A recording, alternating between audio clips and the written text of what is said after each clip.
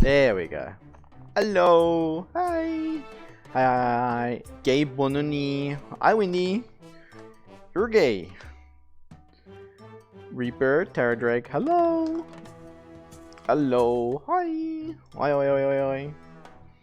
Gay for you. Shush. You feel this? Hi. Q Queen. There you go. Hi. Look at me go.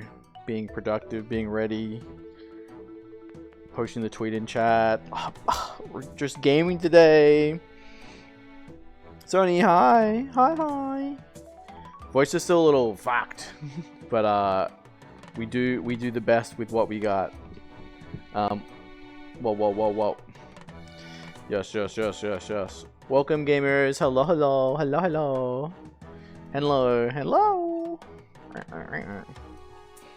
Yeah. How's everyone doing? Everyone good? I feel like I'm really proportionate. What the fuck is happening? We'll have to deal with it. Buddy fucked. Can't do VR anymore. Oh, that is awful. I need to sleep. It's 5 a.m. Good night. Sleep well. Oh, mama. That's fucking rough. Yo, King. Happy Pride Month. Yes. It's okay to be gay for a month. Night. Sleep well, Wendy. People with flashbang models make her fucking blind. Oof.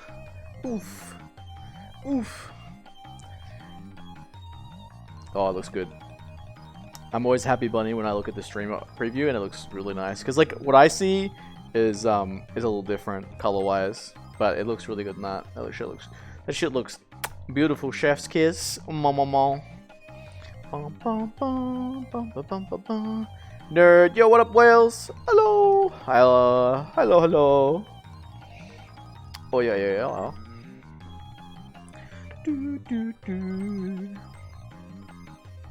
Welcome, gamers. Welcome. Been a bit. Oh yeah. Some fucking working. Took a break. Come back. Strong. Powerful. Extra gay. You picked up the mic? Hell yeah. What is that? Hagu? Nice. Hug. Yeah. Feeling strong. Powerful. VR. We're doing it.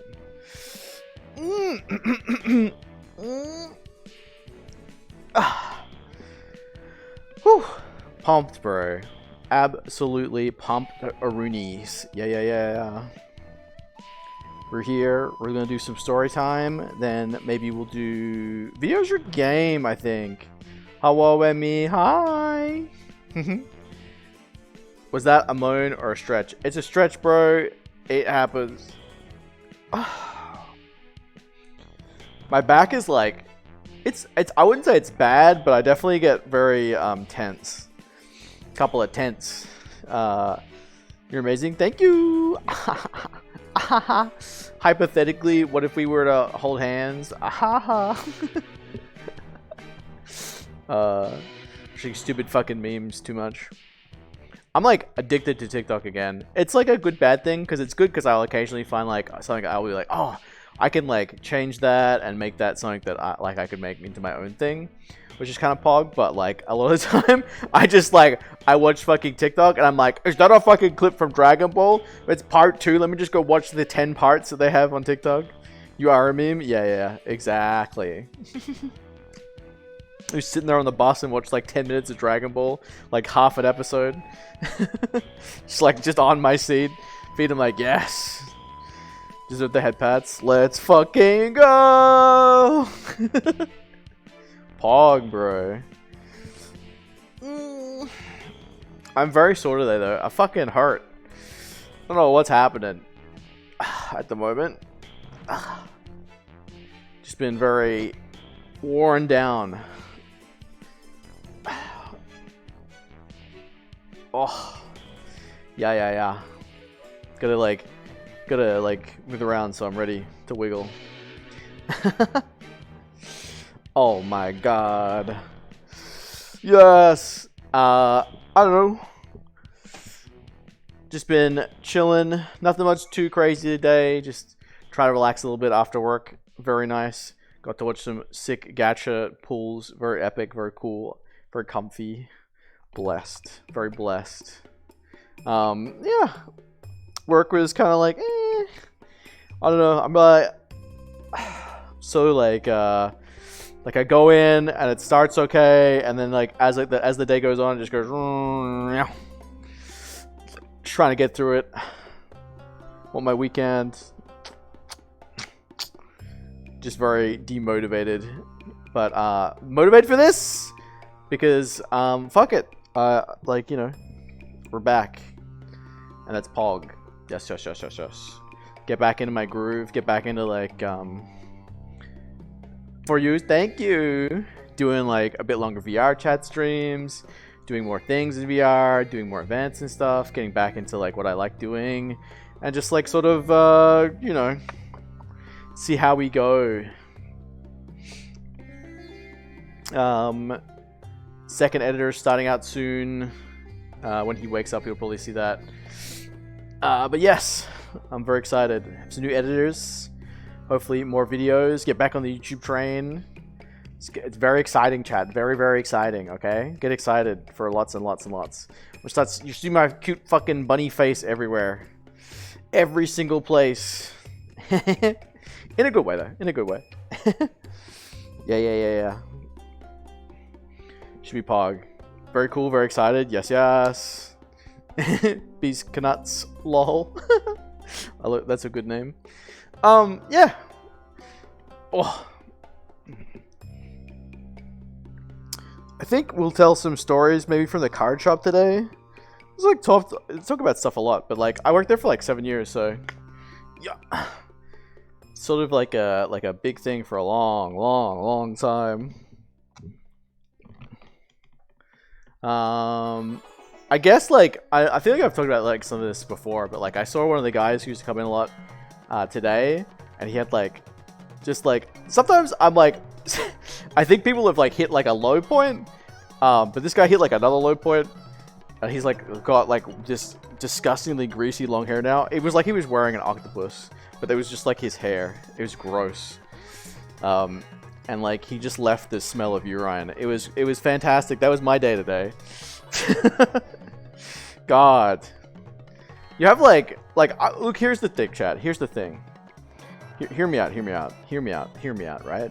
Nerds are cute and attractive. Some are very sexy and hot. Some are disgusting. Utterly fucking disgusting. Like, welcome. This is your first round opponent at a Magic event. And they haven't showered in 4 weeks. Disgusting. Like, you know, you can smell them across the room, and then like you're sitting at the table waiting to play against your opponent, and you can just, the smell is just intensifying as they walk up to you. And then they sit down across from you, and you're like, card shop gamer stench is not good boy smell. It is the worst boy smell. I honestly didn't know you could leave a scent like that until I worked at a card shop. And like someone would come through, and they're gonna be fucking homeless or something, and they would leave, but they would leave a smell, bro. They would leave the store, they would no longer be in the store, and you could still smell them. It's fucking atrocious. Oh my god. Like, we used to have this lady who would come in on the weekends, and she would just like walk past, and then we'll go straight to the bathroom. Slowly, just around everything, never touch anything, she'd go into the bathroom, and then like 2 hours later, she would come out of the bathroom and just leave. Never look at anything, never buy anything, never talk to anyone, just in and out of the bathroom. She was just using it to clean herself every fucking weekend, to the point at which I was like, you gotta boss, you gotta stop telling that, you gotta tell this lady she can't use the bathroom.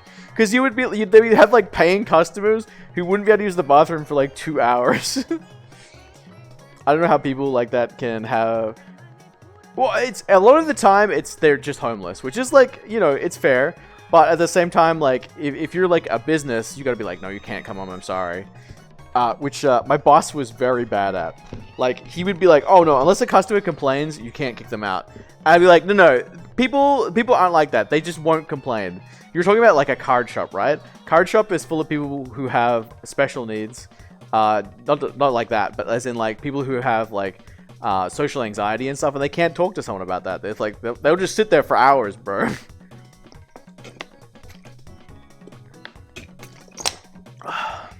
Like hours dealing with the fact that this person smells. Oh, they'll leave and they won't say anything. And they'll never come back. Bum, bum, bum, bum, bum, bum, bum, bum, bum. It's fucking wild though. Absolutely wild. Oh my god. Like I've been to some pretty like nerdy places where like people are pretty bad. Like one of my friends, we went to his house once to watch him open like a case of Weiss Schwartz, which is like a Japanese trading card game where you collect anime girls. And he opened like a case. This is like almost $2,000.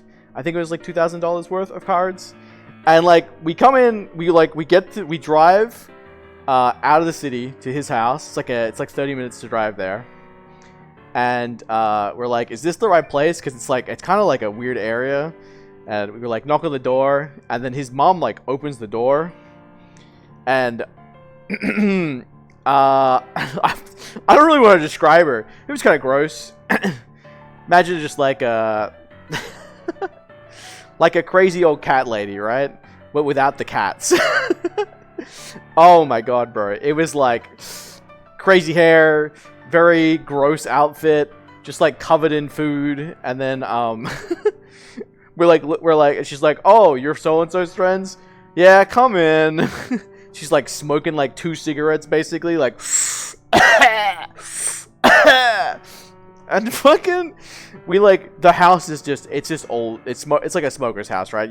All you can smell is cigarettes, and you're just like walking through. It's honestly, it wasn't like too dirty, apart from the fact that it was just cigarette butts fucking everywhere. Hi, Remy, just wanted to stop by. Thank you. Hi, Dub. Hi. And we're like walking through his house, and like it's just like it's like the weird mess where it's just like cigarette butts and like newspapers piled up, like the start of like a hoarder's house, honestly. And we go into his room, and he has like the classic like wall of anime figures, and like he's like, oh yeah, check out my cards, and he pulls his closet open, and instead of fucking clothes, he just has like fucking boxes and boxes and boxes of cards. And then his clothes are just in the corner of his room in a pile, and you're like, okay. And we're just like all sitting on his bed as he's cracking like packs and packs and packs. Coolest day of my life. No. It was alright. It's so fucking weird though. Oh my god. There is better waifu. Maybe they'll put me in Weiss Schwartz. They put the Hololive in Weiss Schwartz. They had like a couple Hololive sets, which is kind of that's pretty fucking sick. But that was one of the weirdest experiences, like going to someone's house. Like going to your friends' houses when you're like a kid is like this. It's like, honestly, it's like the fucking lottery, right? Sometimes you go to someone's house and it's like, oh my god, this guy's parents are the fucking sickest. Like one of my friends, the guy. All right, so this is the guy that I talk about when I talk about like when I was 10 and I used to kiss this guy. I used to go to his house all the time because 1, he was really cute, and 2, his parents were sick. Because he was like not an only child, but he was like very, very, very spoiled. So like for his birthday, like all the games were like, oh, you win like a whole chocolate bar, but it would be like a fucking block of chocolate for the very winner. Like this party had like good food, like fucking mini pizzas. It had dino nuggies. It had chocolate and cookies. Like. And it was just like, we were just playing the N64, like playing like fucking Smash Brothers and Mario Party at this guy's house.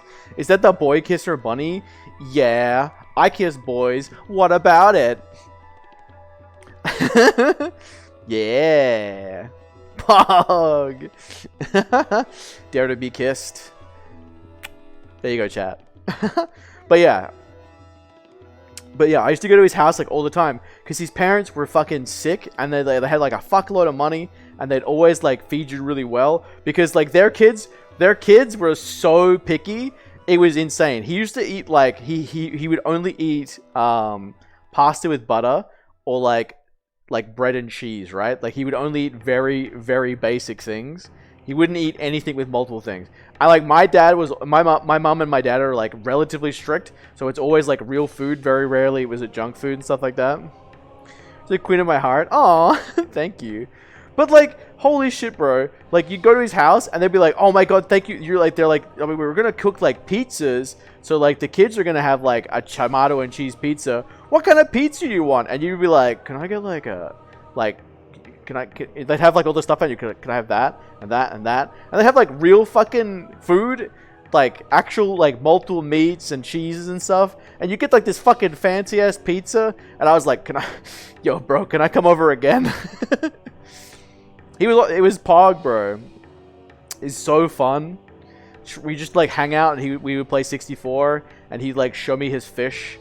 And then at some point we kissed multiple times. And then I was told that it was wrong, and then we never really hung out anymore, and it was sad. He used to suck his thumb a lot. That's a thing I always remember. He was like constantly sucking on his thumb, and his parents, yeah, because he ate like nothing but like pasta and like butter and like really basic fucking foods all the times. His parents would like fucking force feed him vitamins constantly. He'd be like, every like other hour, I'd be like, here are your 3 vitamins. Fuck, bro. Well, it wasn't that bad. It's probably just misremembering it. But holy shit, I just remember him having like stacks of fucking, he'd just be eating like a bowl of pasta, and they'd be like, here are your pills. So you can live. He was very thin and pale. Super nice though. And that's how I found out I like boys, and that I was told that I wasn't allowed to like boys. And then later on in life, I was like, oh, boys. Much better. Pride Month has solved all issues. Be gay. Do crime. Yes. Chat, hypothetically, what if we were to hold hands and commit tax fraud together? Wouldn't that be like quirky and fun? Oh my god. So that was the boy I like really liked, and his house was sick. And there's another guy I liked. He was Indian, and we used to go to his house a lot too, because he also had a Nintendo 64. We all like used to hang out together all the time. But he also had a Nintendo 64. But his parents were like also kind of rich. So like the food was always like, and I fucking love Indian food, right? Like my dad like also loves it. So we used to get curry like all the time, because it's like something that's like relatively healthy that you can get. And he could like order a heap of it. We can share it for several days. One kiss is all it takes. Holding hands is how you get pregnant. That's okay. I'm infertile. I've been trying to get boys pregnant for years and it hasn't worked. Prove me wrong. Scientists hate him. But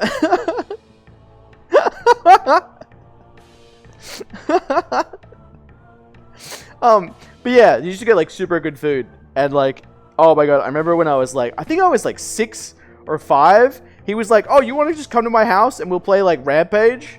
And I was like, oh hell yeah. And I didn't like tell my dad or anything, because I was like 5 or 6 years old. I just went to his house, and his parents were just like, are you supposed to be here? And I was like, I don't know.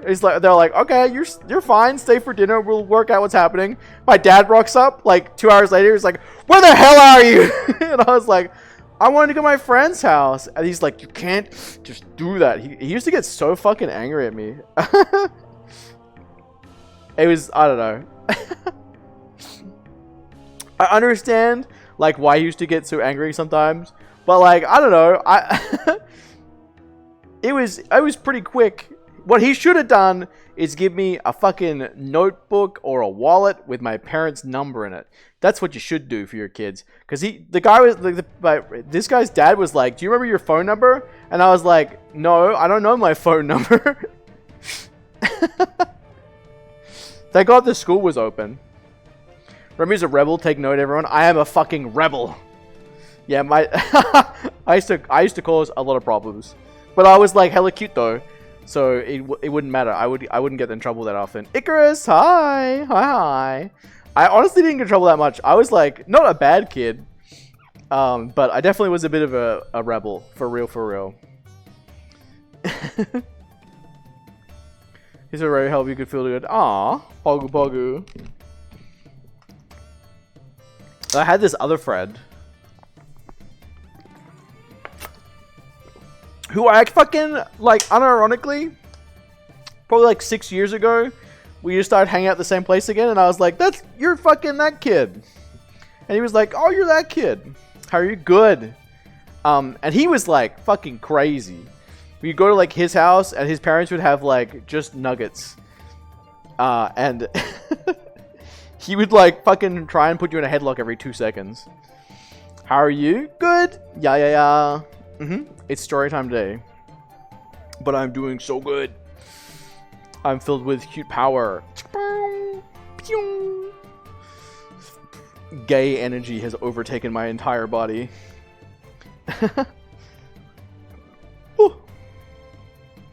There's that, and I used to like... Oh yeah, so like, my favorite school memory was going to a friend's house to play split screen Halo.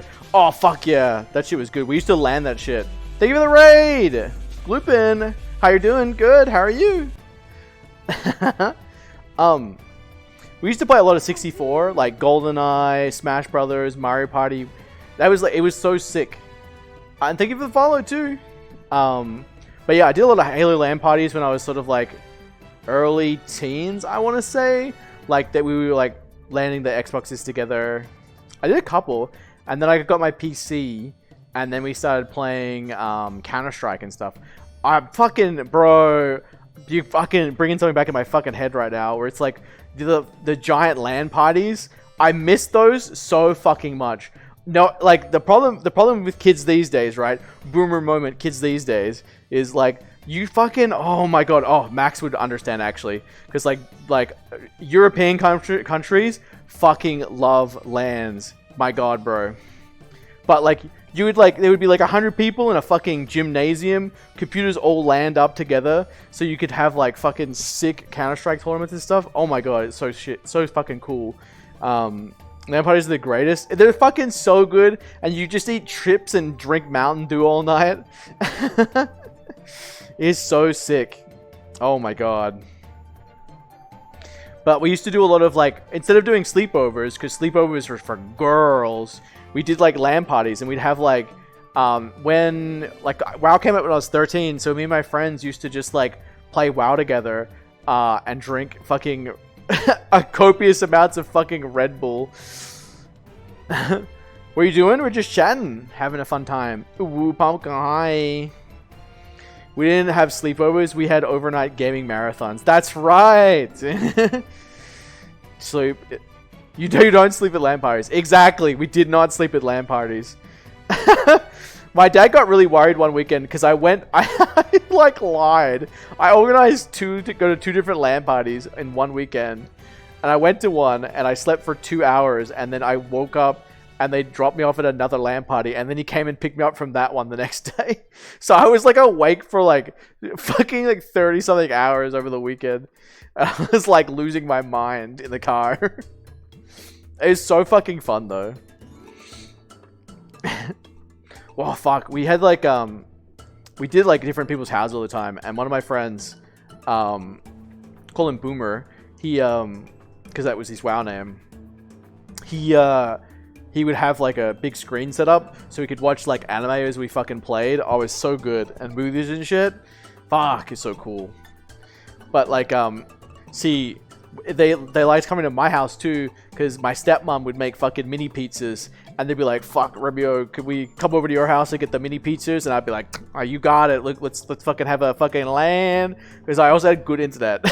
Because my dad worked in IT, so we had like legitimately good internet, and like if there was a problem at the LAN, he could fix it. So we used to like play WoW and eat mini pizzas. And just drink fucking energy drinks in my fucking lounge room. Oh my god, I fucking miss that shit so much. That was like one of the best parts of my like of growing up. Oh my god. Kids don't have it the same, bro. Guess what I do every day? Gloop. Do you stream every day? Are you like a gamer? Drinku time.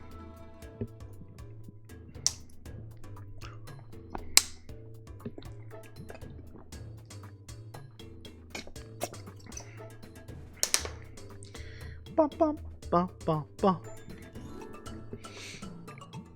I'm really slack. I need to fucking fill up my waters.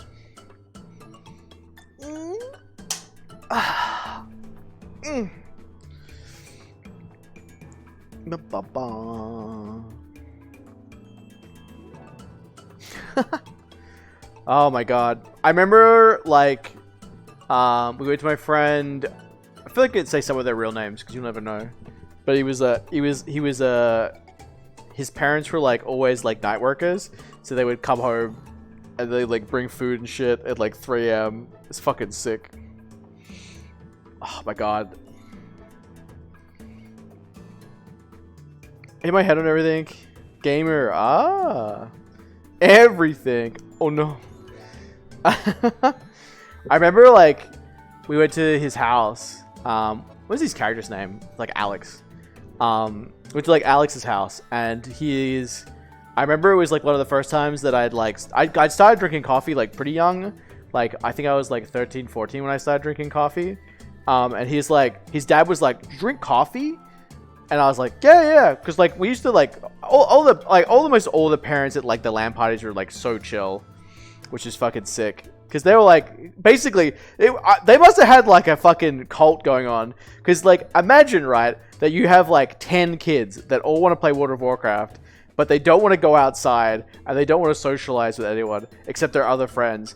And like 9 out of 10 weeks, they leave your house to go to someone else's house, and they're not your problem for 9 weeks. The parents were probably fucking loving it. They were like, yes, get them out of our fucking house. So you drink coffee without everything, or milk and sugar? Milk and sugar. But he was like, I remember this really strongly because it was like one of the first times that I'd had like proper coffee, because he had like a proper fucking machine where he like did all the fucking shit, like a proper like barista machine. And he was like, now make sure that you don't drink all the coffee because it's really strong. So like he was like, yeah, drink most of it, and he was like, leave a little bit left, because it had like actual fucking crunched up beans still, and he was like worried that I was gonna be way too hyper. But it was like one of the first times I had like a proper coffee, and I was like, oh my god, this is so good. You're too tall. Ah, I see. Kiwi, you're a boy kisser. What's up? Why is everyone coming in here saying that? Yes. Yes, I do kiss boys. It's Pride Month. It's allowed. No taxes for me this month. Whoa! Zoomed all the way up. What the fuck? That's weird. Is it much too good coffee kind of art? Yeah. Well, that's the thing now. I fucking sell the machines, right? I know super like a lot about coffee now. I never got to. I worked at a bistro for 2 years, and I never got to learn how to make a coffee because they started me in like making like food prep. So I would do all the prep. So it'd either be doing salads or I'd be doing like crumbing, which is like where you take like the fish and you like coat it in like flour and then breadcrumbs. So I'd either do like one of those two in the morning, or sometimes I would do all the like gutting and stuff, and I would like cut up the fish. No. And it would be like Brango Burr. Yeah, so I learned how to do like 3 or 4 different sections, and then I was like, oh, can I learn how to make coffees? And they're like, no, that's for girls. And I'd be like, whoa, what? Because they used to put all the girls in the ice cream area. So you had like the ice cream area, and then you had like with the coffee machines, and then you had like the regular area that had like the bar and the regular bistro food, and then around the side of it was what we call a fishmonger, custom smug model. No, only me. Which you had like all the fish, and you'd like cut up for people who wanted it, like a butcher, but just for fish. But that, man, it just that used to piss me off so much because I was like, I love learning new things. I like changing up every week. Like I like doing different stuff. I get bored easily when I'm like doing something very repetitive, but I can do it. It's just like if I do that every single day, I'm like, eh. But if I'm like doing it one day, doing a different thing a different day, I love that shit. Like I love a lot of variety. Big fan, big fan. Windmill.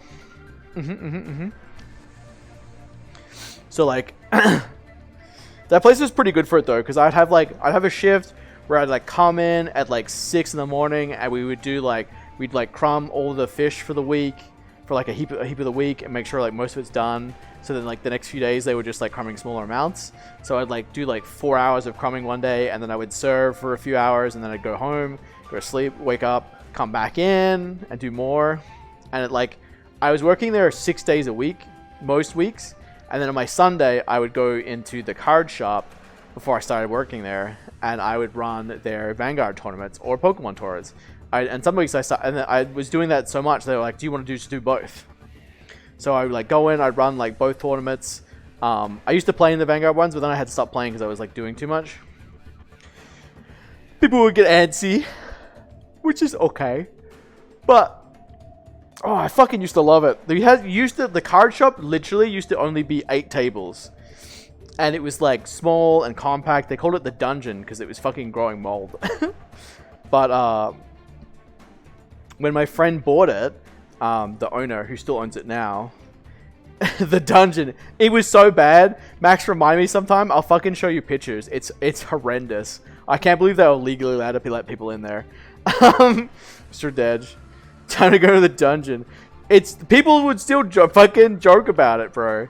But yeah, they had that, and then we bought the new store, and then we went from like 8 tables to like fucking you could have 160 people in there. It was sick. That was the best part of fucking about it. So fun. I miss organizing events so badly. That was like so fun. Oh, we Pumpkin, thank you for following. Hi. Yeah, like I talked about this yesterday, right? The Tassie FighterCon, like the fighting convention we started up. That was pretty poggers. Getting Macca's. You want anything?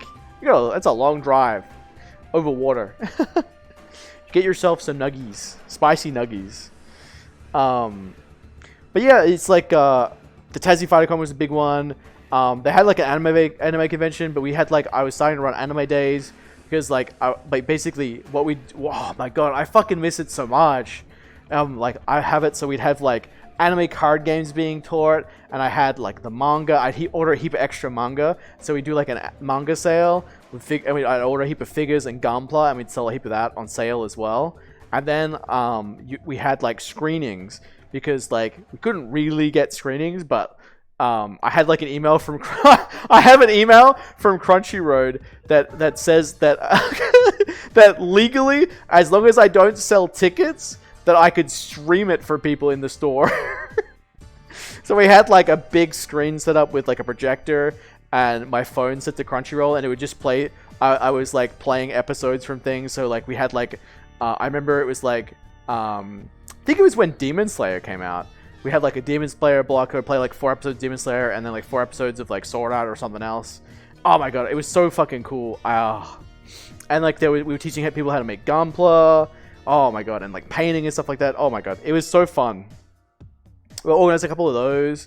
A couple of big card game conventions. We used to rent out like a convention, like a small hotel, and run little conventions like for board games, Warhammer gaming, and card games. Those are always super popular too. I fucking miss. Oh my god, I miss doing this shit. It was so fun. From here to town, it's 20 minutes, $16 gas. Woof. Pokemon TCG tournaments with my friends. Oh, you just started? Oh my god, Pog. Yo, that's sick. Hell yeah. Pokemon League is very cool. Oh my god, that's Pog, bro. TCG is so fun. Just. I love it. But yeah, it used to be so much a big part of my life. I miss it. Like, that's probably like one of the things I miss the most, other than teaching kids how to play. Teaching kids how to play Pokemon and stuff like that is like, it felt like really rewarding. Because like you could like, we had like quite a few junior players who got to like major events. Even a couple that went to Worlds. Big fun.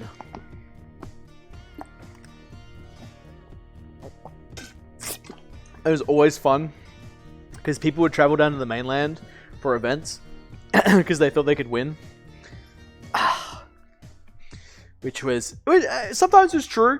We had I took a stock off like a person in Smash one time. It was supposed to be pretty good because he was just fucking around. But like, there's definitely some of the bigger events we had where people would come down. That was sick. I used to host most of the Bushy Road events. Small Island TCG Gamers. Yeah. I used to host most of the Bushy Road events on the same day. So I had like Vanguard on one day, on the Saturday. On the Sunday, we would have White Schwartz and Buddy Fight at the same time. And they got to a point where we had traveled up to the mainland so many times to like make friends and stuff that people had started traveling down to just come play in the events because we'd won quite a few events. I think like we got a lot of top 8s and a couple top 4, like a lot of top 4s, and then I think we won White Schwartz a couple times and got very close to winning Buddy Fight like 3 or 4 times. Last Buddy Fight tournament I played against 2 World Championship players, and I beat both of them. But I don't know, small games. I miss playing the small games, honestly. Small Island TCG Gamers. Yeah, it was like such a good community for like the longest fucking time. Yippee! A gamer, a little bit, yeah. I used to play like a lot, so I used to get pretty good. Depends on the format though. It's always like a thing of like, if a card game wasn't very fun, I would go play a different card game for a bit. No, you be. I'm sorry. Oh my god, like when Force of Will had like a standard rotation and they went to like a new series, it was like a super great time to jump in, and like, oh my god, it's so fun. And then when that sort of started dropping off, I jumped in like Dragon Ball Super for a bit and started winning tournaments of that. It was super cool. But yeah, my last year of like playing card games, I sort of just like played at a couple events. We got top 3 in teams. I think we went 8-2 in Vanguard Swiss. But we almost went undefeated in Buddy Fight. We only lost like 1 round, basically, which sucked. So we got like 3rd place. Oh. I think it was 3rd or 2nd. There must be 3rd. I can't remember. Should do another card Pokemon. Yeah, I will do. 100%. We'll do more card pack openings. I want to like transition that into Patreon because I'd love to be able to do that like maybe like once a month or maybe once or twice a month. Because it's something that like I really enjoy doing, and I obviously, you know, it's one of those things like I fucking talk about Pokemon for hours and card game stuff for fucking hours and hours and hours and just nerd about that shit forever. So it's like something that I really like to do more of. It's just like making sure that I have like a good setup for it, and then I have stuff to open that I'm not spending way too much money on. Because it's like a fucking rabbit hole, right? Like I could spend so much fucking money on that. I just want to go Digimon TCG. Oh, you should. Digimon TCG is fucking cool. You haven't gone away? Yeah. Worthwhile. I used like, yeah, like I'll be like, let's see. I started playing Pokemon when I would say probably like maybe 9 or 10 with my dad. He used to like order cards from online so we could play actual decks because he was like kind of one of the things my dad was actually good at was like for a bit was like investing into things that he thought would be good. And he was like, he wasn't wrong. I guess he got a good deal on stuff because it was like, I remember we had like a couple of real decks, like a Hitmonchan deck and a fucking Kangaskhan deck. So he would have just like looked it up, and then like maybe he just, I think it was probably just the factor of like that, like he was like, oh, I'll save money if I just buy the cards outright and you can play them. But But then we didn't have tournaments down here, so there was no one to play against except for him. And he would get very bored. But I'd be like, let's play again! Oh my god. Oh my god, we used to have like the plastic fucking playmat, but it was like a proper plastic playmat, not like a shitty cheap one. And he accidentally ironed it one day, and I was so upset. I already have a deck, but I won't be able to go to one for about a month or two. Aw, hopefully they pick up. We had places that sold the card game, but not like nowhere you could really play, because the place that like we played and I eventually worked at basically only did Magic for like a really long time.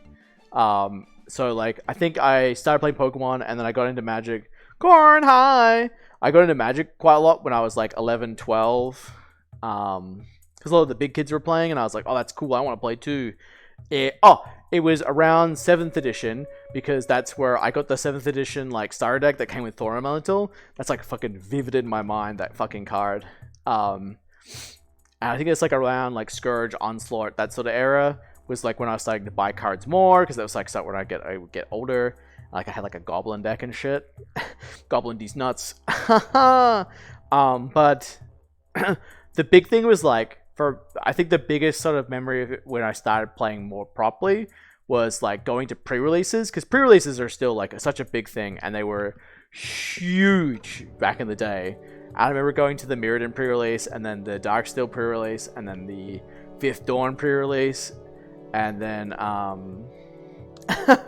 and then Champions of Kamigawa, and then taking a break. You should get a Yu-Gi-Oh! Oh yeah, Goblin D's nuts. I had Thanos.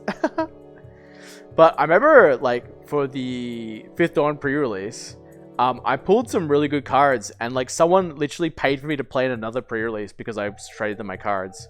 Probably got scammed, but as a kid, I was like, no, this is so fun. Worth it.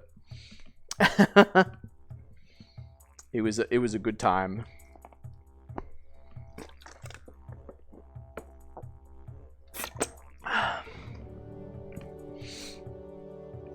Meta kill dreams. Yu-Gi-Oh! Can be pretty rough sometimes, yeah. I don't remember there ever really being Pokemon pre-releases until I got older, though. It kind of sucked, because, like, that would have been such a better game to get into back in the day. Yeah, playing Yu-Gi-Oh! For fun's, like, actually pretty good with your friends. Yeah, it's a good way of playing. I built a scrap deck on Master Duel for fun. Yeah, but that's like when I started getting into it, and then I had like a big break for like ages, because like it was just like an expensive thing, and I started playing World of Warcraft. My dad was like, you can play one thing and you can't have money for other stuff, so I was like, okay, I'll just play WoW. And I played WoW for like a really long time. Eventually, like I sort of got to high school, and I think my friends had already finished high school. And then like, because like here it is, you have like 4 years of high school and then 2 years of college. And I met friends at the first 2 years of high school who played like Magic and stuff like that. And I was like all like library kids, and I was like super nerdy, so we all became friends. And then they left.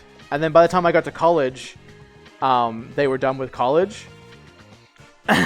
Except for one thing. And this is the craziest shit, right? This is insane. So I hadn't seen those friends, right? My library friends in years. But like we used to hang out like every day in the library playing Magic and stuff. And then, no shit, I'm doing Japanese class in my first year of college. And there's this girl in my class. And just fucking randomly, me, one of my friends, and her and another random are on the same table learning Japanese together. And we're just goofing around in class. And she's just like, oh, you like anime? That's pretty cool. What other cool things do you like? And I was like, I play WoW, and we used to play Magic and all this, blah, blah, blah, blah. Just like being a super nerd. And she's like, oh my god, you'd fucking love my boyfriend. There's no fucking way, right? There's no way in hell. This is the fucking crazy shit that has ever happened to me in my fucking life. They're like, oh yeah, we hang out this place called, this courtyard, which is like, I still like have to walk through there to work every day. Like, yeah, we just hang out there every day after school if you want to come hang out and meet everyone. they're super cool. We play WoW together. And I was like, oh yeah, really? Okay. No joke. We walk there. And there is 4 people I already know there who are from school. And her boyfriend is one of my friends from school. Who I later, when I first rented my first house, I lived with both of them.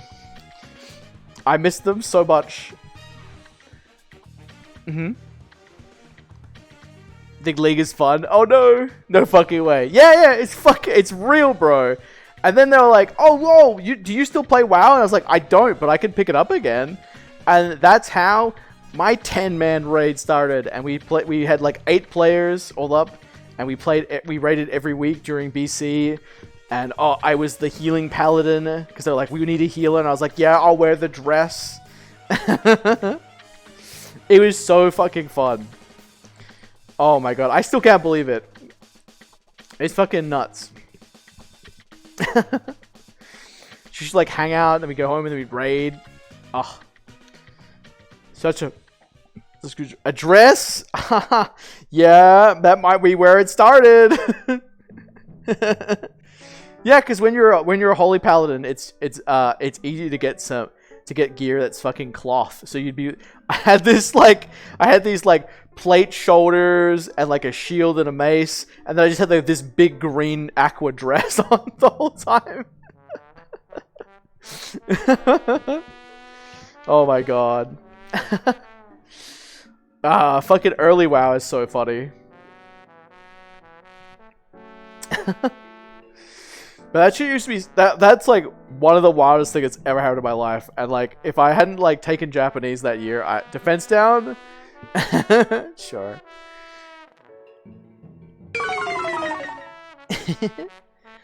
That I would have like never caught up with them, and then I would never have lived with them for a bit. Oh my god.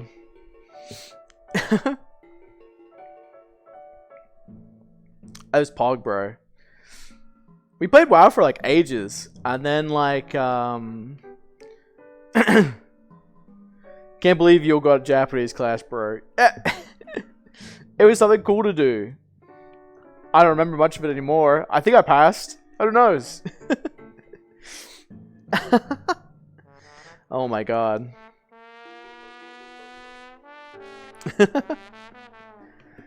Oh my gosh. It was so cool though.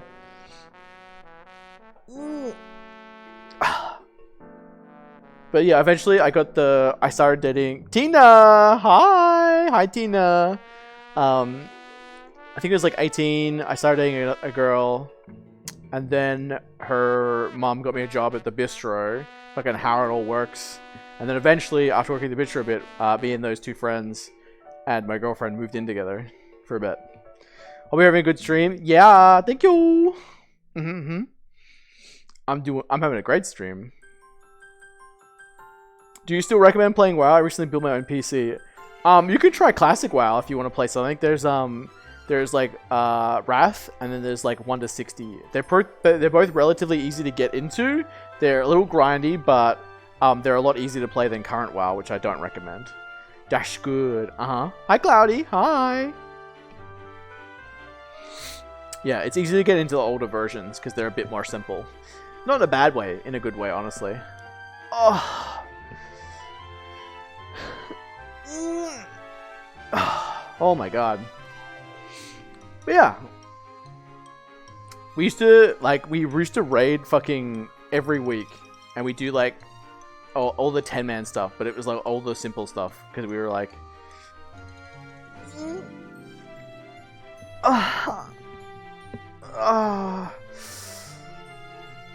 oh, thank you. Oh, hydrate. Thank you. Getting 25 MP was pretty hard. So we did like a couple of duo guilds and stuff like that, but mostly just the 10-man Karazhan. We raided a lot more in Wrath. Hope you're doing well? Doing good. In Wrath, we went to like a proper... We only had 8 members for ages. And we used to like make a joke every week because we'd have to get a DPS, and we'd always get like a Frost Mage, and we called them Deep Frost. and it was always a different mage, but they're always Frost. And then we did Wrath for ages, and then we got into 25-man with some friends. But that shit was still crazy though. We used to do, that's what we did, lands and stuff and have parties. That girl, who's dating one of my best friends, had a cross-dressing party for her 18th. Was that her 18th? No, for her 21st. And I went to that in a dress and makeup. That was like the first time I got fully dressed up. Thank you for the follow. Hi. Yeah, that was Pog. Possible to play WoW solo? Yeah, you don't need friends to play most of it. There's looking for group and stuff. It's just like obviously a lot more fun if you do find people to play with. But the benefit of the classic and Wrath is that you're more likely to find people to play with, since there's not many ways of playing without making friends. Oh.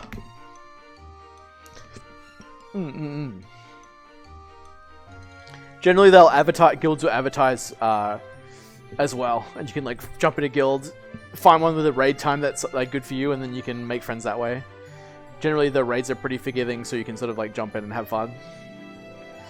Learn as you go, or just take it slow. You can like level from 1 to like max level and not do anything else. Like that's also like a good journey. Oh, my back, bro. Ugh. Dead.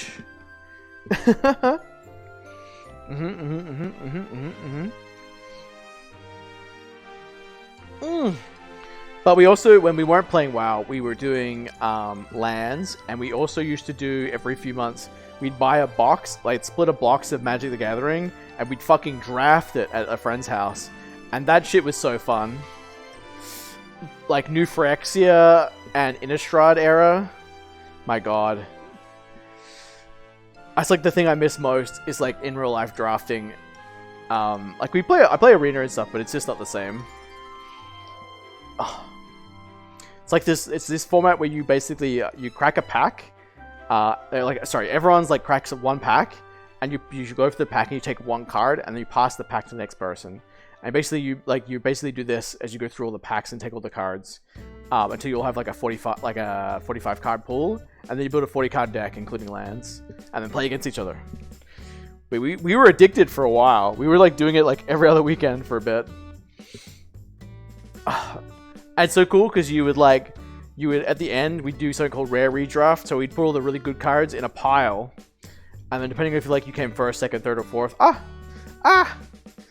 you'd like pick a card. So generally people would get stuff that they wanted still, and you didn't have to like draft crazy good stuff. So it was really fun. It was a good time for sure. Oh, so sore. Sounds like fun. With Pokemon cards? Oh yeah, Pokemon. Yeah, Pokemon's good for sealed and stuff. They also do like cube drafting sometimes.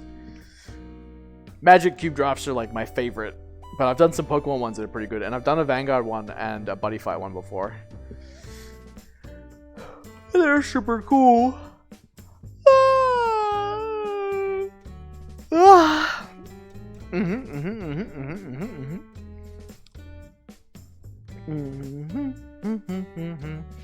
Oh yeah, but like we used to play heaps of fucking Dota, like original Dota, and like Warcraft 3 fucking maps, like tower defense teams and stuff like that, and like fucking it was like Warcraft 3. Fuck, what was it called? There was some like quiz puzzle game like Super Mario Party, but it was like a Warcraft 3 map. That shit was like fucking sick. Used to play that all the time.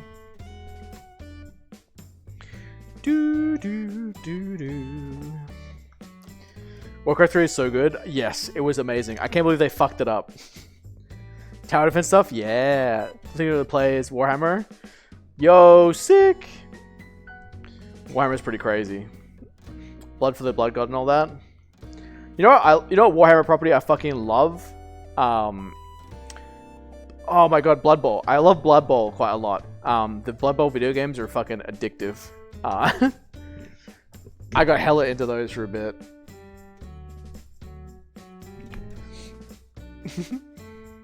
I was not good at them, but I enjoyed playing them a lot. Something about like fantasy sports is like super interesting to me. I fucking, it's like Final Fantasy X, Blitzball and stuff growing up. I was like, this is the coolest thing. It's fucking not fun at all, but like I used to be so, I used to be like, oh my god, this is so cool.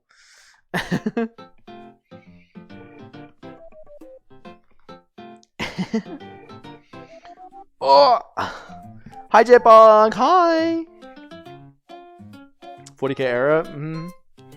Well, they changed like fantasy to Sigmar for, and that was such a weird thing, bro. Like when I started working at the card shop, they were still doing Lord of the Rings, and they had classic Lord of the Rings, and then 40k.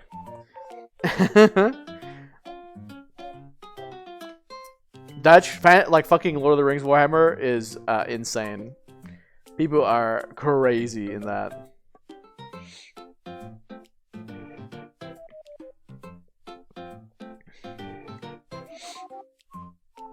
Howdy! Hi, Snaggy! Hi!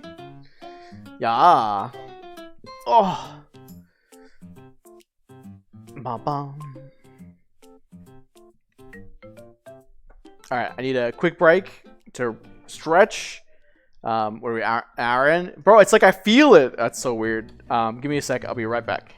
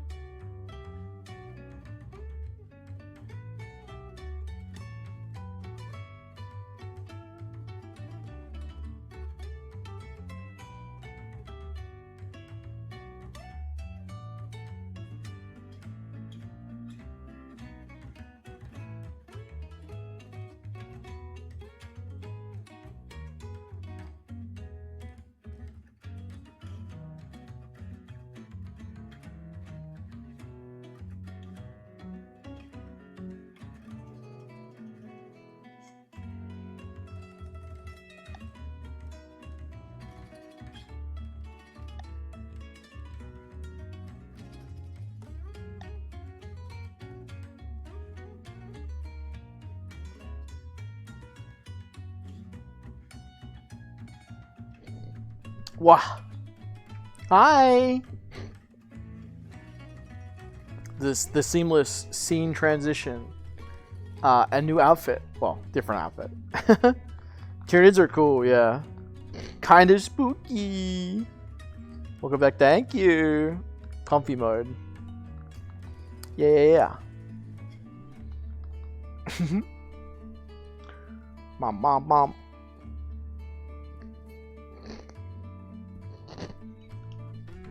I just have to watch my mic because it like rubs against me all the time. Night dinner. Bye. Have a good stream. Thank you. I hope you enjoyed all the nerd talk. Bye.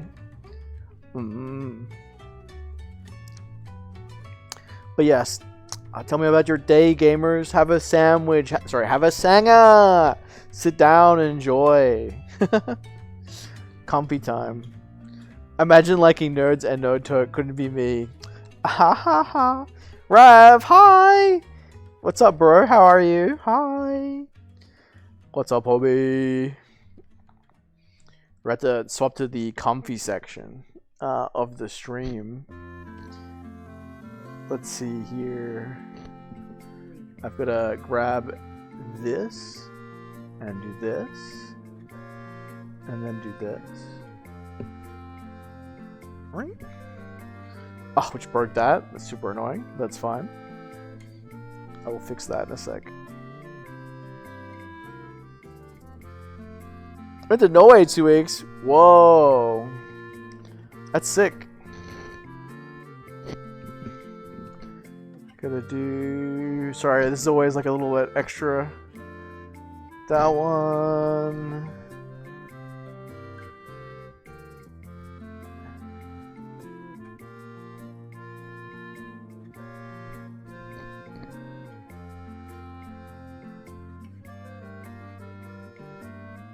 Oh, and then we're gonna do that.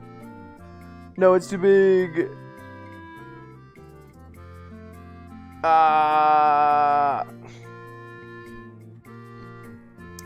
Let me edit it. Let me grab it.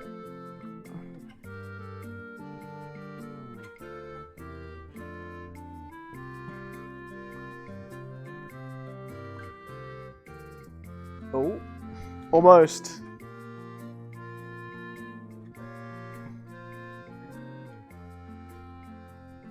Put it like here.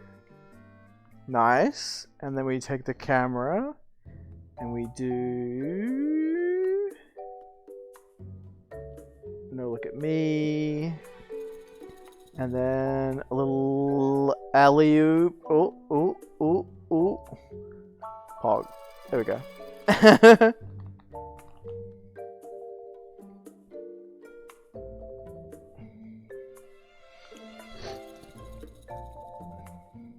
No way it's so expensive.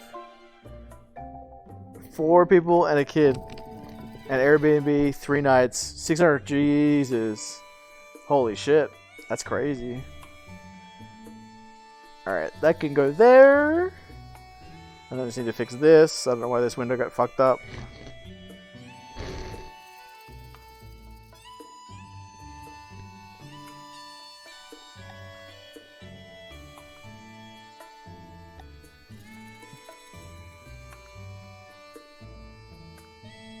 That should be chat. That's just not chat.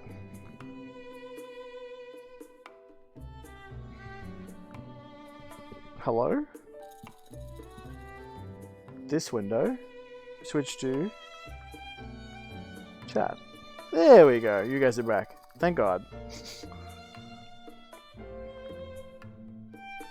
Is it gonna fuck up if I do this? Let's just move it to over here. That way, hopefully, it doesn't die. And then let's chill and watch the videos, chat. Let's hang out.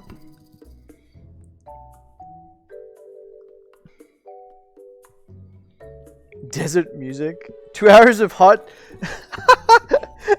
2 hours of hot desert Nintendo music. Apart from being sick, last few days, super fun. Hell yeah.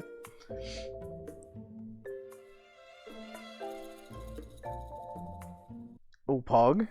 You seem to portray yourself as Mr. Perfect when it comes to Japanese etiquette. So tell us, what's the worst thing you've ever done? Worst thing I've ever done? Nothing. I'm Mr. Perfect. Well, except for that incident at the sushi restaurant and the highway toll booth and the awkward moment with Ken Watanabe. Alright, I might have screwed up a few times, but there's no shame in making mistakes. We love abroad in Japan. Regret is a slippery slope. So today, I'd like to share with you 3 terrible stories. We love Chris. Of the worst things I've done in my time living in Japan. Stories that I've never talked about. One is a faux pas, one's a serious language blunder, and the other is just outright criminality. But wrapped in each mistake, there's a cultural lesson on what not to do in Japan, or certainly what not to eat. And we start with the story of how a language screw-up saved me some money, but also cost me my shame. So the first mistake I made is unique because I didn't realise I'd made it until 2 months after it had happened. When I came to Japan, I didn't know any Japanese, apart from the basics like konnichiwa, arigato, and all the basics. I made every effort to learn. While I was working at a school, I'd sit at my desk between classes, studying away like a maniac. And at weekends, I'd hop in my dilapidated Toyota and venture off into the countryside to explore. Now, on one such trip, I wanted to drive to Nagano to see the cheeky snow monkeys that I'd read so much about in Japan travel pamphlets and get the coveted bragging photos that my Facebook page so sorely deserved. Now, the only problem was the snow That should make the mic a bit better. 7 hours drive south.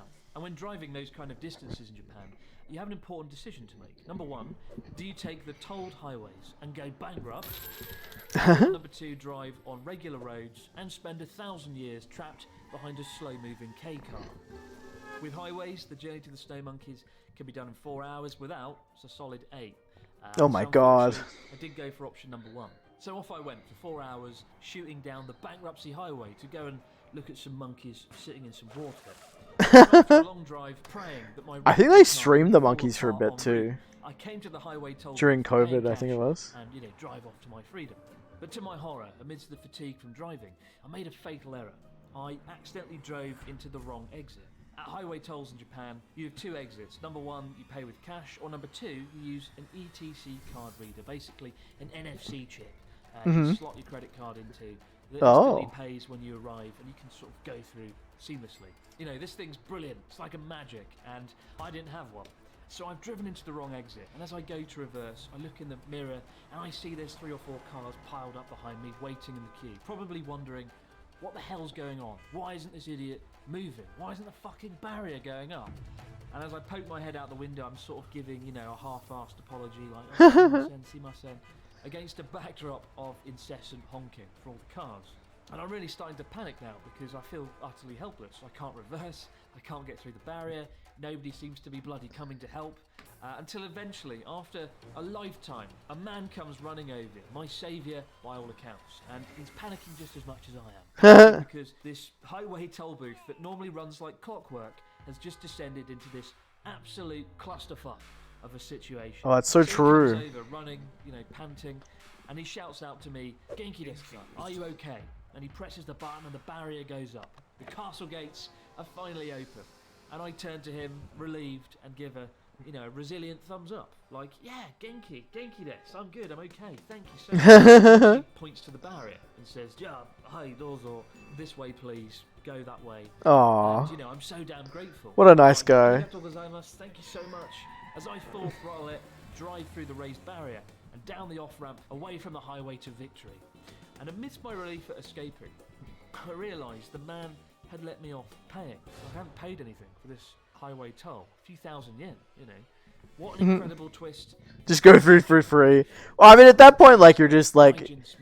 Yeah. Smash, where you can break the rules and get away. Like, it's just easier to let him go through than to actually, like, make him pay. Because he's already wasted time. So it's just better for everyone else if he just goes through.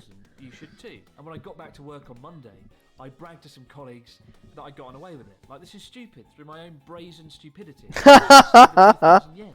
They were like, "Oh, Sugoi, well done, Chris-san, you're a genius." And I was like, "Of course I am. I'm a king, a champion of people." And that was until 2 months later when it turned out that wasn't the case. One day, as I was sitting at my desk working through a new list of Japanese vocabulary, I discovered to my absolute horror that the word for cash in Japanese is genkin. Genkin. Oh god. Immediately, I cast my mind back to the highway toll incident and relived that conversation. When the man had come running over, panting, stressed, concerned, he'd raised the toll booth gate, pointed beyond it to the side of the road for me to pull over, and of course paying cash, and said, "Oh, genkin desu ka? Are you paying cash?" I looked at him with a smile and gone, "Yeah, genki desu." And fucked off down the highway. So he's paid, yeah. Of my dilapidated Toyota, wondering why the bloody hell hadn't I paid? Why had I just disappeared off? Damn. Oh my god! I realized Sorry, hi. Smash more gaijin dickhead. Hi. Stupidity had saved me a few thousand yen, probably $50, while not exactly portraying foreigners in the greatest light, and probably shaking that man's confidence in all things foreign. To absolve my sins, I did donate that money that I owed to a local charity for the Tohoku Disaster Relief Fund. But I think born out of that fear of becoming a petty foreign criminal, it did become like a catalyst for me to study Japanese really damn hard, a lot quicker than I'd certainly initially planned. So what's the moral of our first story? Number 1, don't go and see the snow monkeys. Number 2, don't make assumptions. You've gaijin smashed your way through when you absolutely haven't. But if you think that's bad, get ready for our next big mistake involving a catastrophic meal. He's a thief! Thief! Sushi restaurant that I quite honestly rather forget. And speaking of big mistakes, imagine travelling around Japan, protecting your online privacy, or being able to watch your favourite TV shows because they're locked away in a different region. Well, that is where today's sponsor, ExpressVPN, comes in. ExpressVPN is an app that lets you change your online location. Wow. Now, You guys all know about it. I love the buttery smooth flavours of the fatty tuna, the oily texture of flame grilled salmon, and I love devouring fish eggs and juicy fresh shrimp. Honestly, probably eat sushi once or twice a month. But what I don't do is eat out at high-end sushi restaurants. Not just because you have to sell your house to be able to afford it, but because of the so good experience I had that scared me away forever. Oh. What could be so bad? Once upon a time, I had a meeting with a very important Japanese businessman, quite a powerful guy. This was a few years ago now, back when it looked like the Abroad in Japan channel was going places. Not like now, where I am, of course, a negative Nelly, a whining William. You are shallow-minded snowflake Englishman who is as plain as white bread. As plain as white bread. I fucking Damn. hate bread. Stupid. But unfortunately, when these powerful business people realised that Abroad in Japan wasn't so much a slick production company as it was just me moping around on a floor, that phase certainly didn't last very long. However, on this occasion, I had a lunchtime appointment with someone who was very important. Now, the thing about higher-end sushi restaurants is you always sit at a bar counter, right? And the chef literally towers over you, putting the food down before you, watching you eat with an unblinking gaze. And that's my first problem with high-end sushi restaurants. It feels less like fine dining and more like an interrogation at a war crimes tribunal. As you're probably aware, in Japanese culture, there's a real emphasis on showing... I really want to go to something like this. There's a few in Melbourne I want to go try. It's not like the UK, where if the waiter asks you, how was your smoked salmon, wilderberry souffle, you are allowed to sort of go, oh, well, this dish, for lack of a better word, was quite shit. Now, in a Japanese restaurant, providing it's not a chain restaurant, if the restaurant staff ask, oh, how's the food? Even if it tastes like something out of a farmyard slop bucket, you would still lie and say, oh, it's delicious, it's a game changer, I loved it, yeah, amazing. Otherwise, it's considered quite rude and awkward. And so when you go to a top-class restaurant, that atmosphere is magnified, right? Because these are very proud chefs at the top of their game, serving impossibly rare ingredients, like the unobtainium of the fish world. And when you go for an omakase course, literally chef's decision, to question their food and to question like committing a crime. So I want you to bear that in mind when I tell this story, because in a bit you'll hear it and go, oh, I wonder why he didn't just say, I don't want to eat that, to the chef. So it's midday, and I go to this restaurant in Ginza, a high-end district in Tokyo. And I go inside, and it's really dark and dimly lit, except for the wooden counter, which is illuminated with the good old top-down lighting you find in sushi restaurants. And I sit down and meet the guy who we'll call Saito-san. And he's like, good to see you, Chris-san. I've ordered the unrelenting 45 fucking dish omakase course. And I'm like, oh yes, very good, can't wait. And eye up all the nice cuts of fish in the glass counter at the bar. I already know I'm in a little bit of trouble because I'm not that adventurous when it comes to eating stuff. When the chef asks, is there anything you don't like? I say no, I'm good for everything. Just because I don't know what there is. I've never eaten at a high-end sushi restaurant before. In hindsight, what I should have said is, I'll eat anything as long as it's salmon. So the course kicks off, and it's pretty good. We have some rich miso soup broth. One of the first courses is an assortment of buttery, rich, fatty tuna. And once each plate of sushi is crafted lovingly by the chef, it's placed down before... Oh my god, that sounds so good. Wow, it's amazing. Better than Christ.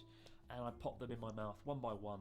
And as I'm eating the sushi, the chef, who's this pretty big, serious, stern-looking middle-aged man, just stands and watches in silence as I eat each piece one by one, while he ominously clutches what can only be described as a bloody sword. Right? The knives they use to fillet these fish are pretty damn big. Oh my god, that'd be so fucked. Out of Lord of the Rings, like Aragorn would be using. Swinging it around.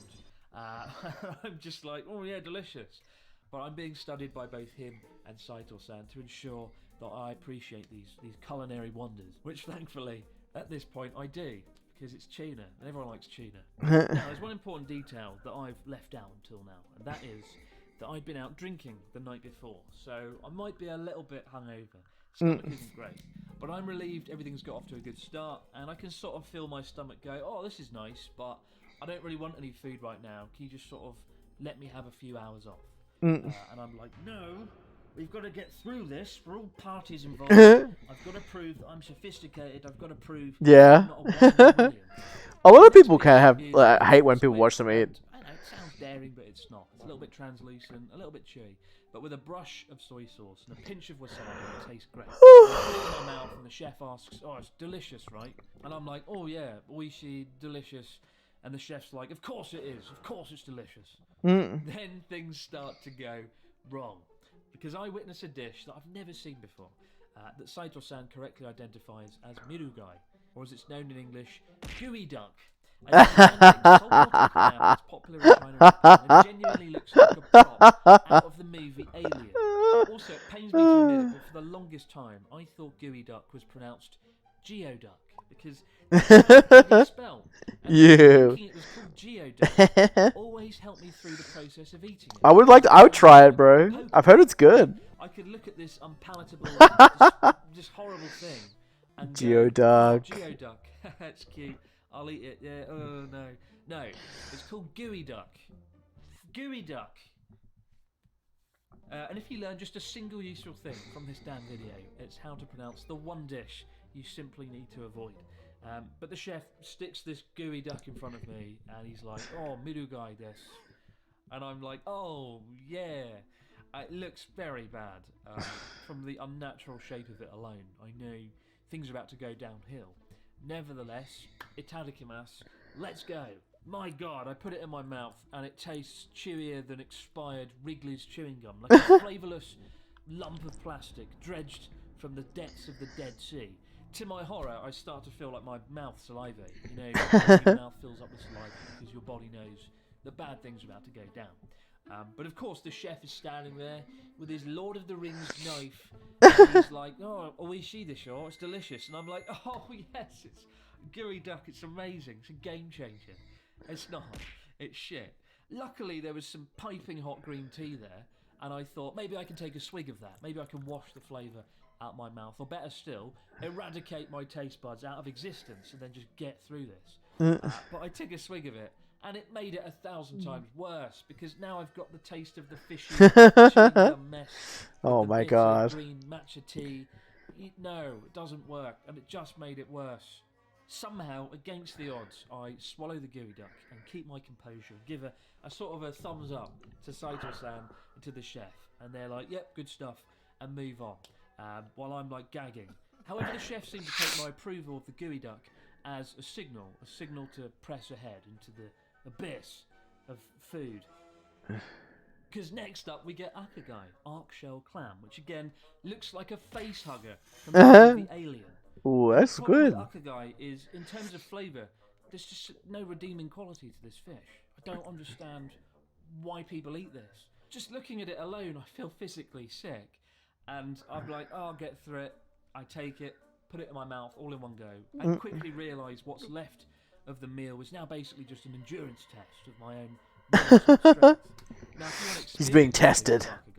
At home, in a reasonably priced environment, cut up a Bridgestone tyre, drag it across a beach in the sand, because not only does it have the texture of rubber, but there's this horrible crunchiness to it when you bite in. Oh. Crunchiness, like there's rock or sand or salt or something in there. And of course the chef is like, "Oishi desho? Delicious, right?" And I'm like, "Mine. Yeah, kill me." It's like a torture course. Doing bloody breathing exercises just to get through this. I swallow the damn thing whole and take a swig of what's left of my matcha green tea. And by now my stomach's like, all right, you've had your fun. See, I'd be so down to try this stuff. I don't know. I just like I've tried like a lot of weird food, but looking around for the door, I'm always interested to try more. where the toilet is, just so I can run away and escape this onslaught of awful. But then the final dish comes out, and I know I'm fucked. Zazai horned turban sea snail, placed before me in its shell, and this isn't Eating your food, yeah. you just sort of reach down and pop in your mouth. To get to the edible bit, you need your chopsticks to fork in there and twist it and pull it and bop it. And if you ever get to this moment with your chopsticks pinched around this rubbery snail that you have to tug out of the shell, that's the moment of realization of just how stuffed you really are. I twist it out, and I think at this point my hand must have been shaking. Yucky. With this in my mouth, this is the final blow. There's no turning back. I pop it in, start to chew. Oh yeah. And I do that thing, you know, when you tap your foot, and you're like, fucking get up, because my legs are like one step ahead. It's time to escape. And the chef's like, "Oishi desu oka, it's delicious, right?" And I'm like, nodding away as I feel my mouth flood with saliva. And then I'm like, "Oh, chotto otero, I just need the toilet." And the chef looks thoroughly unimpressed because it's a bit rude to leave the counter while I'm still chewing this award-winning dish. But I slip away to the toilet, and what goes down in there is best left to the imagination. The worst part of it is, the toilet was so close to the counter. Oh no. Everything that transpired within that toilet in that 5-minute window would have been audible to the chef. Oh god. And to the owners of the restaurant. Poor Chris. Ah, God, just thinking about it makes me cringe and want to die. This was something that was abundantly clear when I returned to the counter to Saito-san's concerned face and him sort of going, "Oh, daijoubu, Chris-san, are you okay?" And the stony-faced chef still clutching his knife. Suffice to say, we hastily ordered the bill, and I never saw the restaurant nor Saito-san ever again. Ways. So what is the moral of the story? What's the mistake? Well, I think there's 3 things here. Number 1, do your homework and learn all the food that you don't want at a sushi restaurant. Maybe it's sea snails, maybe it's shellfish and face huggers and gooey duck. But if it doesn't come out, it's not an issue, right? So don't be bold like me, just say no. Number 2, avoid high-end sushi restaurants with the bar counter, unless you really love sushi and want that experience. I personally don't do. like the bar counter. Having them stare there, not fun. And number 3, the most important lesson of all, don't consume sushi on a hangover. Don't ever do that. The third and final story is probably the most embarrassing for me. Not because it involves a mistake, it's just more of an admission of guilt. And a life lesson that's, I think, universal across the board. Just over a year ago, I was very lucky to spend a week with Japan's biggest movie star, Ken Watanabe. Good God. Hey. Whoa.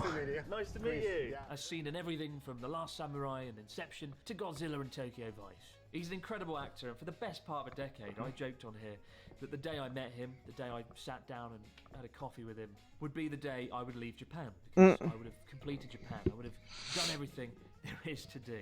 And then rather awkwardly it happened, and it went pretty damn well. Now, first off, you don't mess with Ken Watanabe. There's a reason he's cast as a samurai warlord or a Japanese billionaire who wants to steal things. He's a scary man, so much so that when you tell him that you find him scary, he makes you feel even more scared. It's a bit scary. Why? I'm scared of you, Ken. Why? Why are you afraid? I run into some viewers of the Abroad in Japan channel before, who seem nervous to encounter me for whatever reason. And when they go, "Oh, you know, I'm a bit anxious to meet you, Chris," I don't go, "Why? Why are you afraid?" Although I definitely will do that from now on. But I met Ken a few hours before we started shooting the documentary in his cafe, the K-Port, in the town of Kesunuma. For my first meeting with Ken, he came in and said hello to everyone, and he signed some photos for some waiting fans. And then he came over and just pretty much sat down next to me and said, "Hello, nice to meet you. Let's have some pizza." And it was very surreal. I was in this like dreamlike state. I basically felt like I was in fucking Inception. Not just because I was a bit sort of shocked to be in the presence of Ken Watanabe all of a sudden, but mainly because such was my anxiety in the run-up to shooting the It's documentary. true. The night before, I had, give or take, 10 minutes sleep, so I was pretty dead. Now, when you have that initial small talk with someone in Japan called aisatsu, greetings, it does often follow some structure or pattern, especially if you're not There we Japanese. Questions include, why did you come to Japan? What do you do? How old are you? And how long have you been living here, right? This small talk has to happen, not because conversation in Japan is boring, but because it's important to establish your position in the hierarchy, like, establishing the senpai-kohai relationship in simple terms. And if you're older, you're instantly the winner, so well done, you've won that hierarchy, better or worse. But the second most important question, perhaps, is how long have you lived in Japan? And they ask that because they want to know, how good is your Japanese? Like, how good should they expect your Japanese to be? Naturally, if you say, I've been here a year or 2 or 3, there's an expectation that your Japanese is appalling and you're given some room to manoeuvre. When you've lived here 10 years, naturally the bar is a little bit higher, rightly so, which presents a problem for me because in many ways, my Japanese isn't that good. In fact, it's probably worse now than it was 5 or 6 years ago. Rewind back to the great highway toll booth robbery. Genki desu. That event was the catalyst for me studying Japanese really hard, and I did go all out. Morning, day, night, I studied kanji, I studied grammar, vocabulary, to the point that in 2 years I was able to be kind of conversationally fluent and even win a Japanese speech contest, memorizing an entire 15-minute speech word for word and delivering it to an audience. Whoa. Something I never thought I would ever. That'd be so able to fucking do. stressful. Testament to how bloody hard I worked on my Japanese at the time. But 2 years in, it was incredibly rewarding speaking with students and staff and friends, and everybody was really impressed how far I'd managed to go within 2 years, including me, right? I felt immensely proud when people asked, how long have you lived in Japan? And I could be like, 2 years. And they'd be like, whoa, Nihongo Jozu, genuinely, that's pretty good. And if I'd carried on at that pace, I would be extremely good at Japanese, probably able to speak at a native speaker level. It would be magical. But then, I stopped.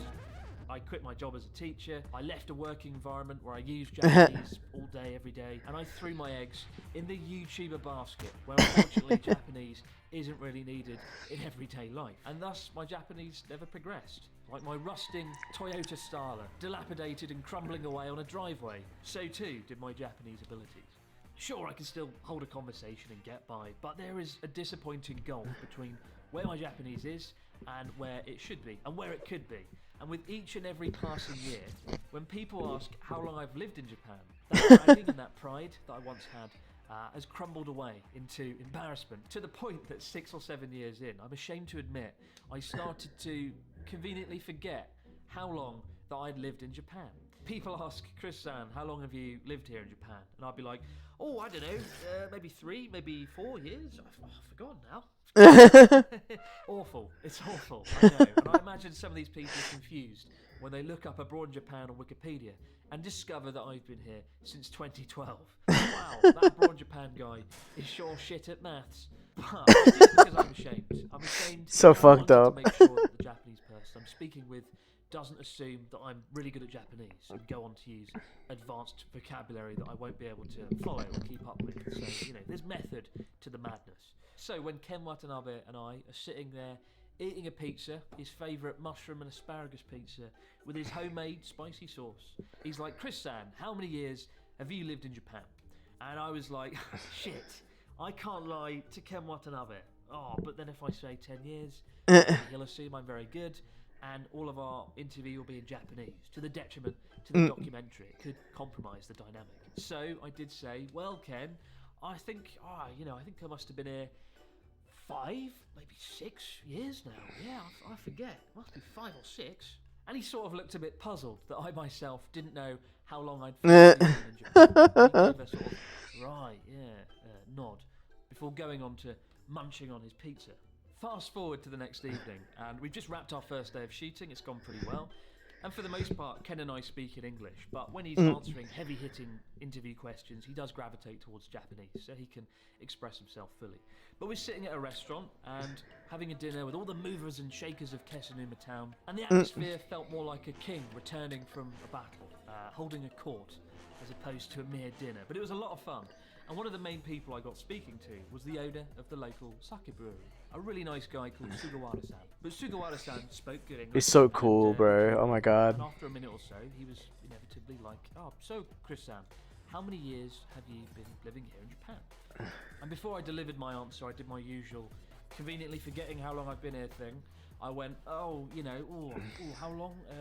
5, But before I could deliver my answer, from the other side of the room, filled with people in this noisy restaurant, I heard the deep, booming, terrifying voice of Ken Watanabe say, 10年間住んでました。大丈夫.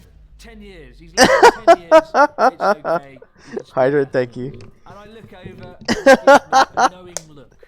A look that I'd seen in The Last Samurai when he chopped off that guy's head. Or Inception when he finds out that Leonardo DiCaprio Fucking got him, bro. He knew the whole time. caught in his head. I don't know how he found out how long I'd lived in Japan. I don't know how he got through my life. But with my face gone bright red like a fucking strawberry, I gave a sort of sheepish nod as if to sort of acknowledge, like, oh yeah, I've been rumbled, I've been done.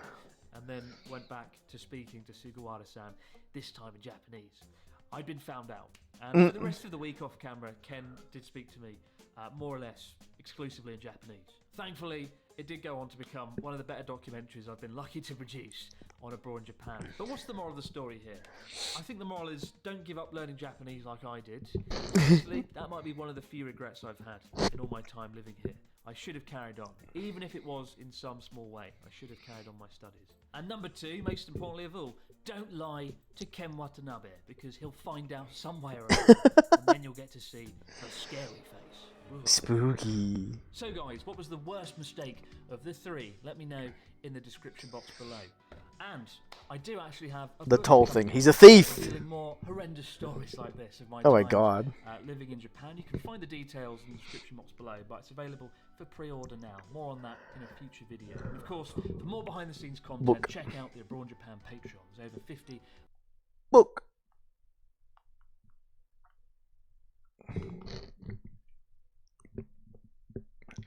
Doo doo doo.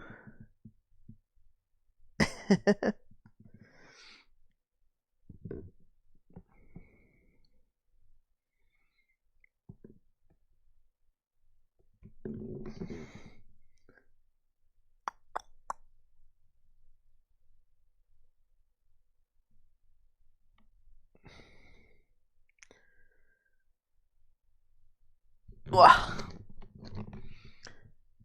Something later? Okay. Pogu pogu.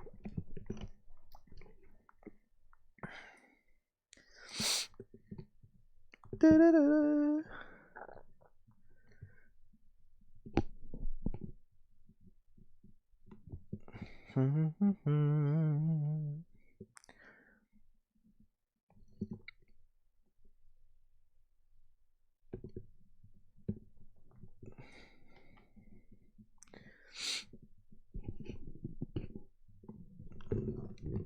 Oh.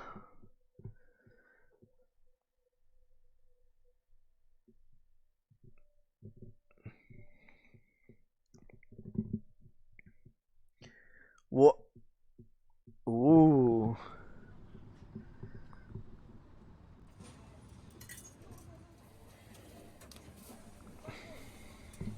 Crazy vending machines, let's go.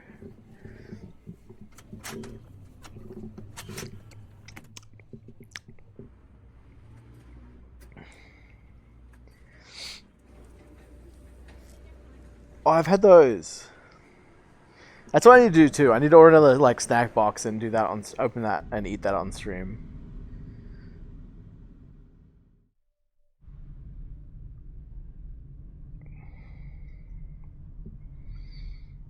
Snack stream for the snackers. Snackies.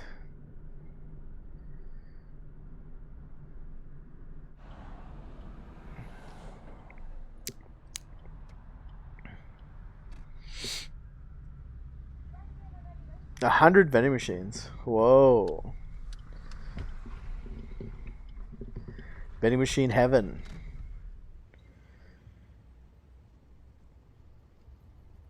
Sheesh. Ta-da! Da-da-da-da-da-da. His second time? Oh my god, it's not his first radio. Cup Doodle. Coke. Asahi.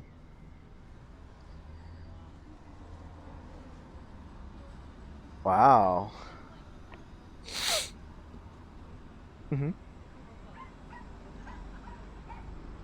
A used tire store, is that what that said?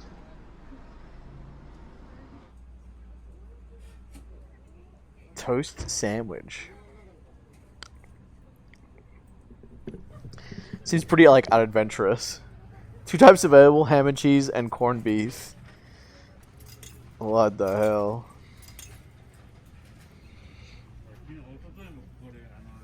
Imagine you're like, you go to Japan and this is like the thing you want to do. Like, I want to go to the vending machines, and you just get like bread.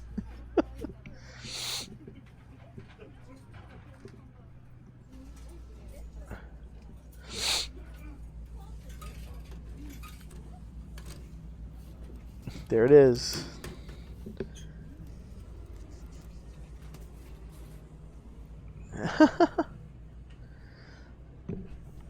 Whoa, bread. Yeah.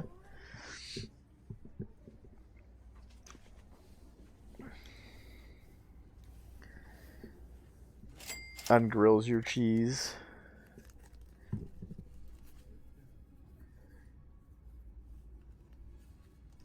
Don't get that anywhere else. At least it was only $2. Like, the fact that you can go places and like a grilled cheese is like more than $5 is criminal. If you were a place and you sold a grilled cheese for more than like $4, you should be fined. The police should like shut you down. It's like so much money for something so small. It's delicious.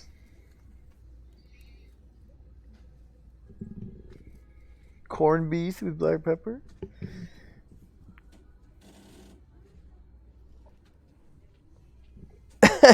I imagine he gets filled up by this, and that's all he gets. It's just like, all right, guys, see you later. 7 cents? Whoa. For a Coke? No way.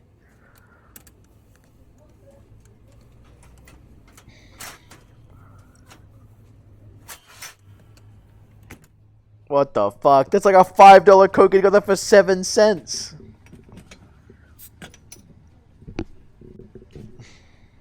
That's a steal. So true. So true, Umphy.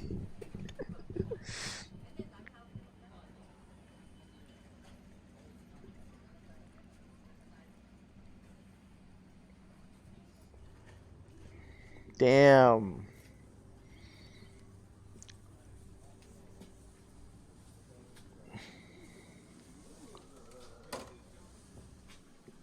That's wild.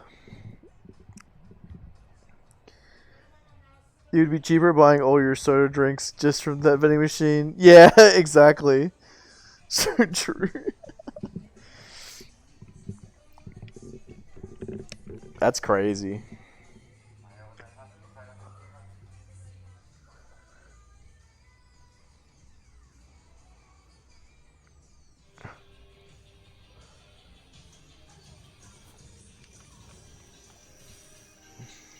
Ooh, arcade machines? That's sick.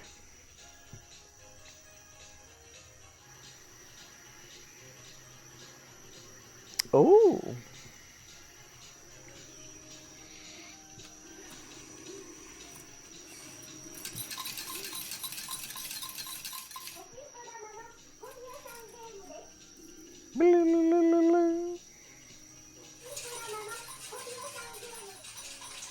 Punch Out Pinball? Knockout.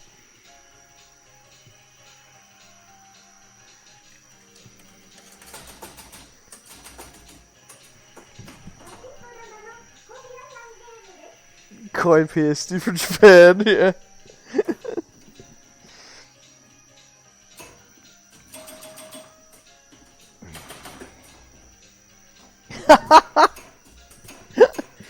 He's not very much of a gamer.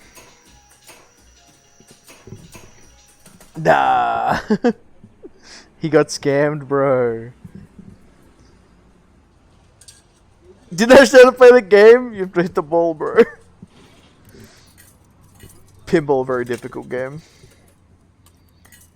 380. Oh, curry.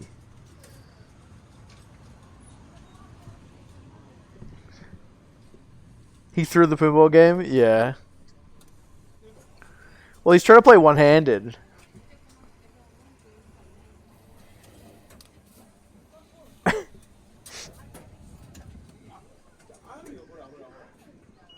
That looks pretty good. Like, for $4, that seems really good.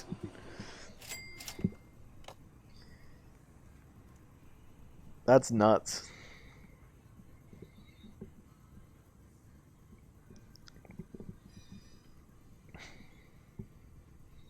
Real meat, real carrot.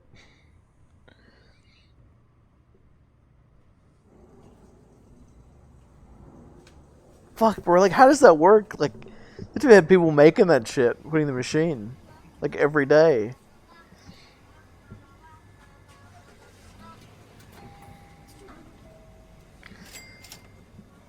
$0.07.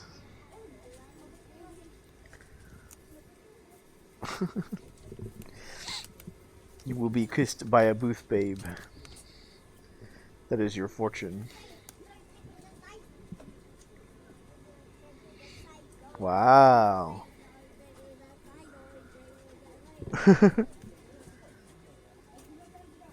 Mm-hmm. Because of booth, yeah. Hot menu items. Lots of sold out. Ah.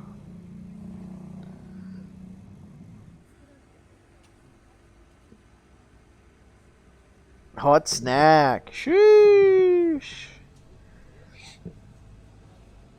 It's all sold out. Booth brain rot. Hot dogs. Is he gonna go a hot dog? He's gonna go a hot dog.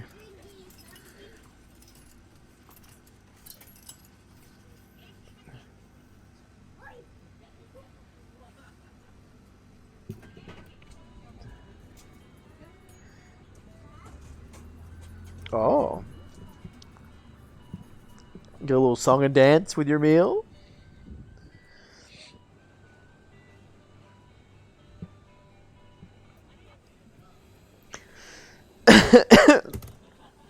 It's just a box.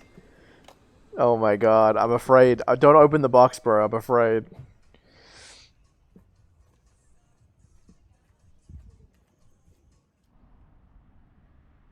Ooh, that's fucking pretty. What the hell?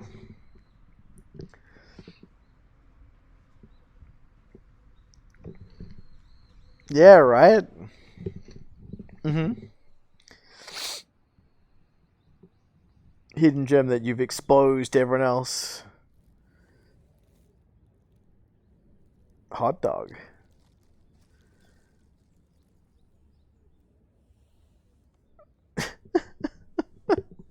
Just so surreal that he's just eating a vending machine hot dog at this really pretty place.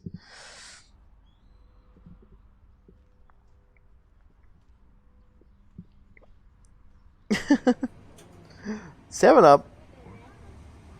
Juice? 7-Up ain't juice. Oh, it's got high C. Okay.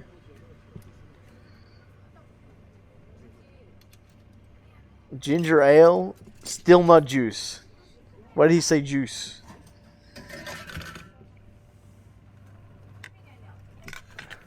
Oh, damn. Less than $1 still. That's crazy.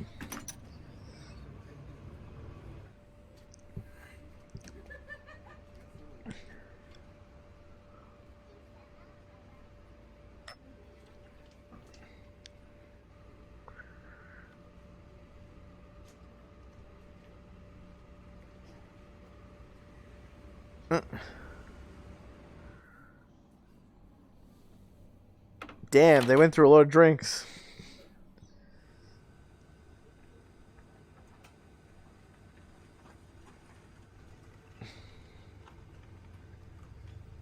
It's pretty cool.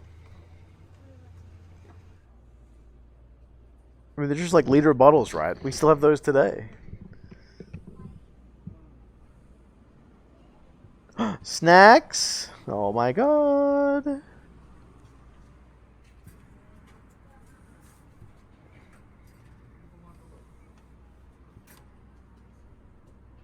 Wow. Neat.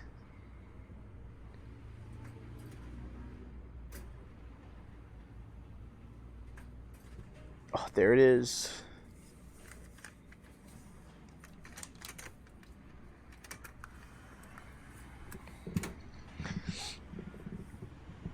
Surely this is gonna be like super cheap.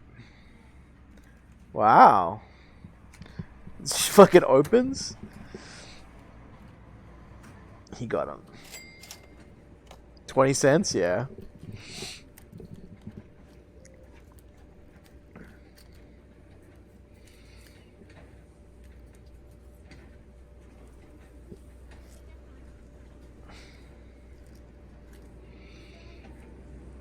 These are pretty good.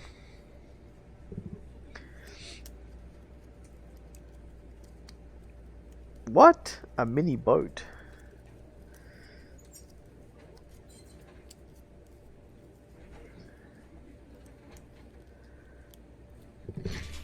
Gee! Ah! Thanks for the raid, G. Bird raid. What up, birds? What's up, guys? We're watching vending machine videos and chilling. Hi. How you gamers going? Damn, he really made a boat.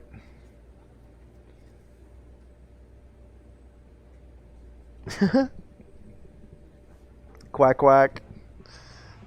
Violet, hi. Vending machines, pug. Yeah, he had a hot dog from one. Oh, the throw's only non-VR, sorry.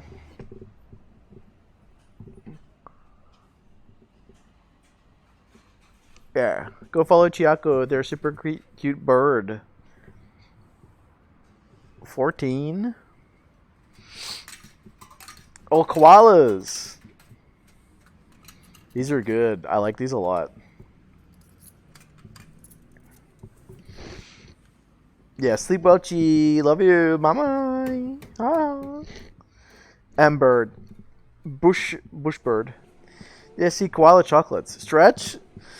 Ugh. Hello, motherfucker. Hello. Hi, ducky. The Roman. Quick, quick, quick. Do the roar. Hi. There you go. Hi. Quinn, hi. Kitty, kitty, kitty, you too. Hi. Where are my hands? Hi, hi. Hi. We're doing some chill stream. Waxing by the we're having a little picnic.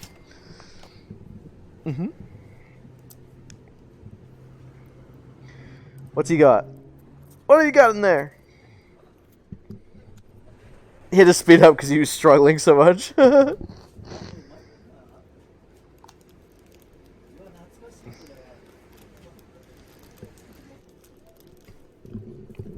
Oh.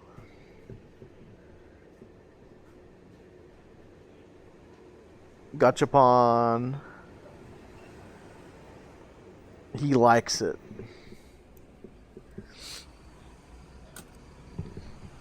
That's neat. Yeah.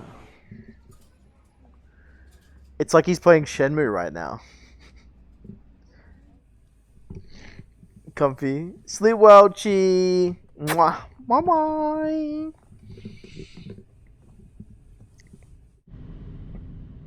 He's just chilling there, bro.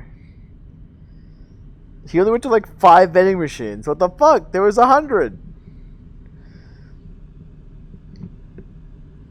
Oh my god, I don't. That's a lot of cats. I don't want to see that a cat cafe like that. That's spooky. Scammed. Exactly.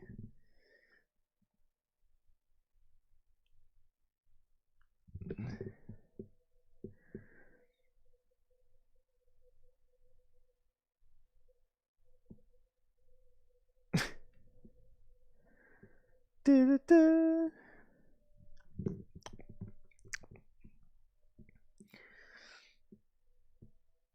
I need to work out why my voice gets so dry. Struggling right now.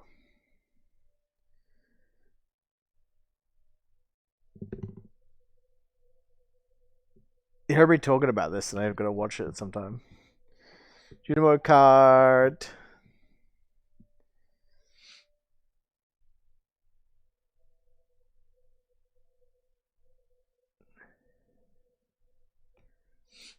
Top 5 rat. I took my duck to Hello Kitty. What the fuck?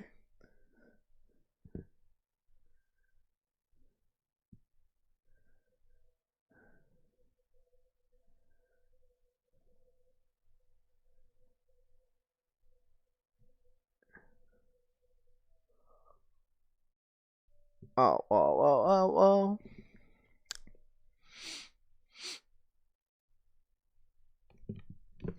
Oh, that's good. You're cute. What do you mean? It's just my fucking legs. I will be right back though. I'm gonna get some water. So we'll just quickly do the funny haha. Sushi can't join. I'm streaming. Looking respectively. I see.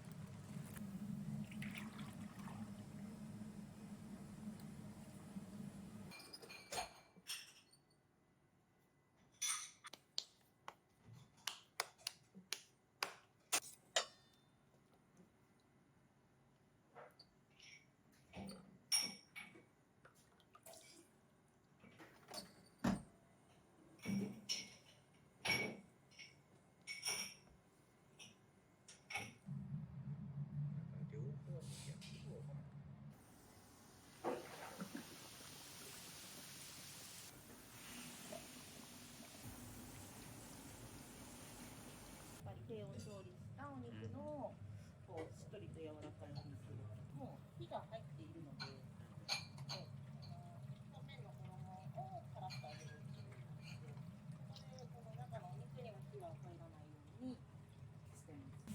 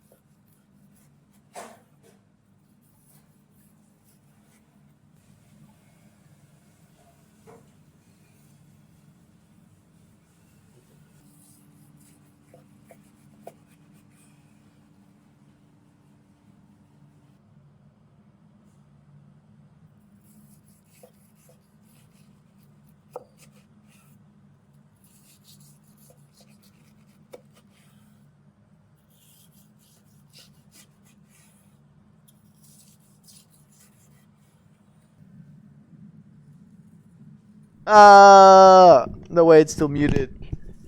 Okay, my bad. I was fixing it. My camera died. Thank you, thank you. Yeah, I just have water. Yes, yes, yes, yes.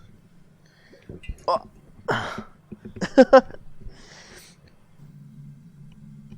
I love you guys. I thought I hit the button. I must hit it twice because I was like, what the fuck's happening with my camera? Permit these nuts, by the way.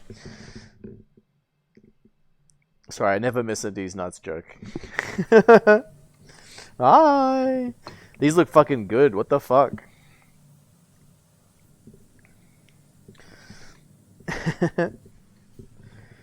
Mmm. Oh, I love a good Don. Looks so yummy. Mm-hmm. Bread. Vor. No vor. No vor allowed. Yo, this is what I was talking about earlier. Crumbing. I used to do this all the time. Damn, fucking slap that. Why does he have them in different drawers? That's so funny. What the hell? We would just like line up like 3 tubs, like the flour, the egg wash, and then the crumbs. Like just 3 tubs in a row. And you would just like fucking slam through it all. Damn, he kind of gaming with it though. I just love the fact that this is a drawer. Hell yeah. He's got the egg drawer.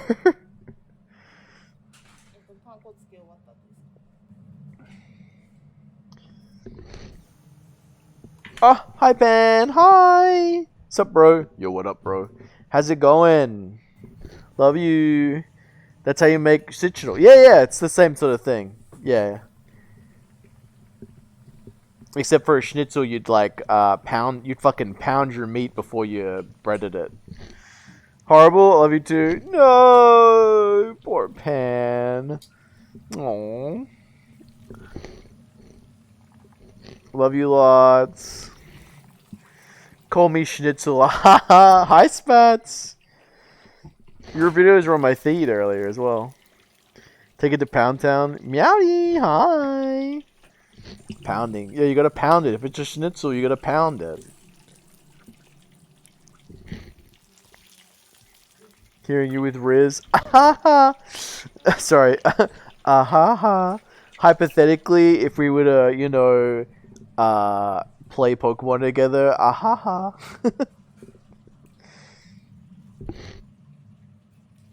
I come here often.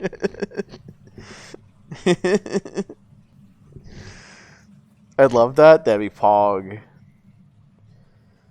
Are you gonna make some without sauce? Oh, it's not. That's the katsu sauce, you know? Mmm.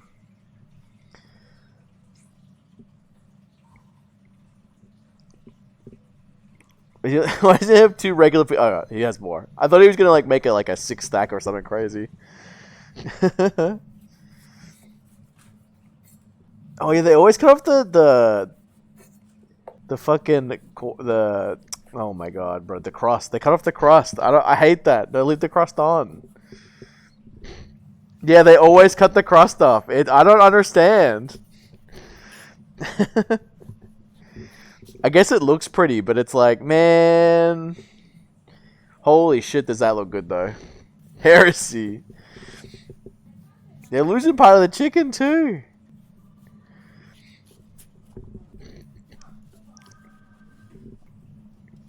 That's gonna become its own dish. Crusts and chicken.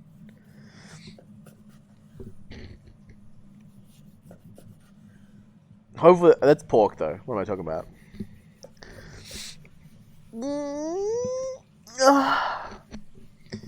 God, that looks fucking good. I'd pay extra to leave the crust on.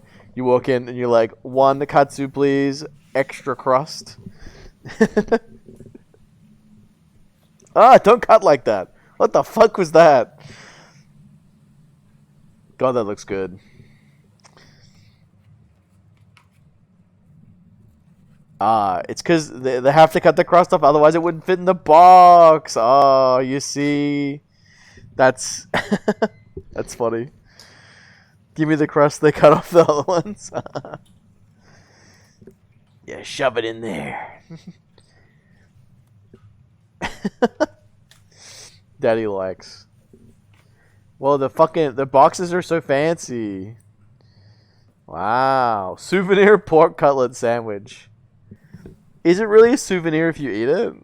Is that how it works? Just get a bigger box. Yeah, see, they should have hired you.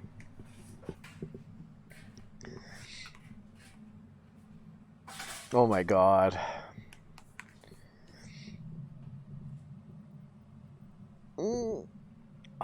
My poor leggies, bro. They're so sore.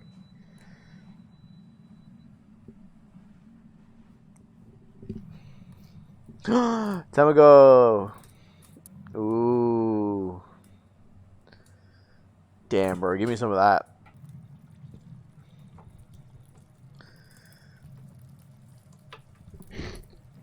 Legs? Yeah.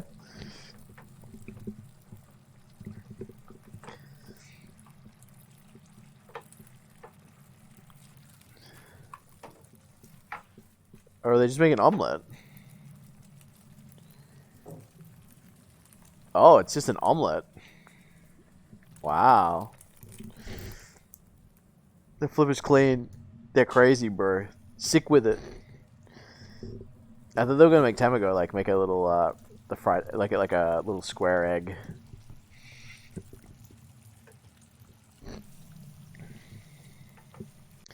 It's basically like a slow scrambled egg, I guess.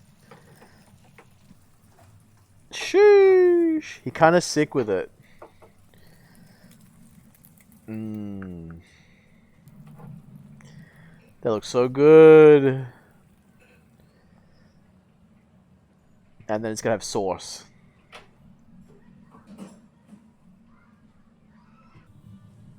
No, maybe not. Sheesh, those are some big boys. They're fucking huge, bro. What the hell? Really fucking gets it in there.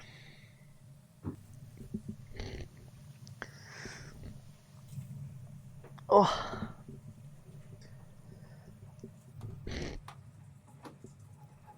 I don't let anyone in! That's the whole thing! Hi, Suji.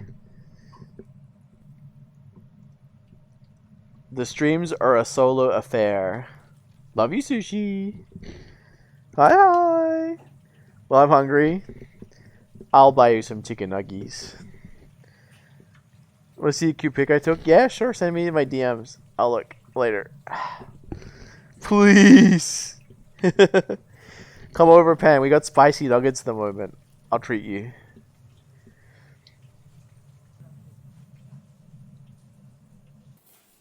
Pog.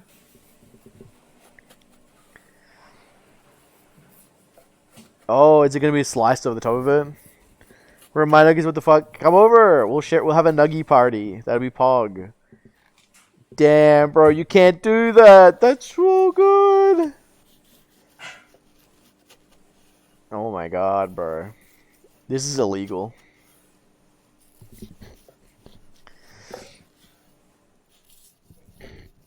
Can I come? Of course. It's a nugget party. Everyone's invited. We'll get like 400 nuggets. The real Icarus. That's them.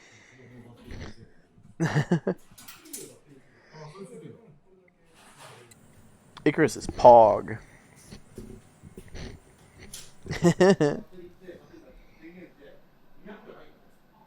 Oh, it's not even that expensive.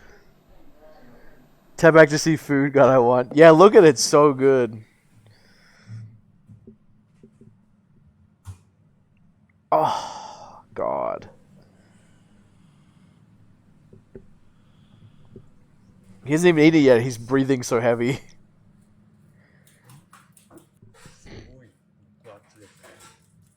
Tonkatsu curry.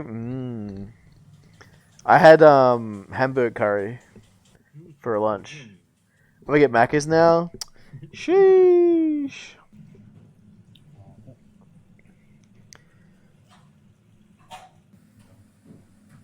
Ooh. やっぱ脂が乗ってますね。 Fatty. Ooh, that looks so good. ジューシー、めっちゃジューシー。あっちはなんかヘルシーな感じ。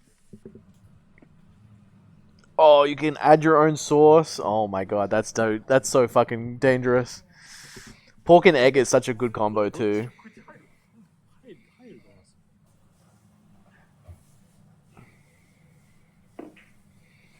Mmm. 超グッド。 Agreed, bro.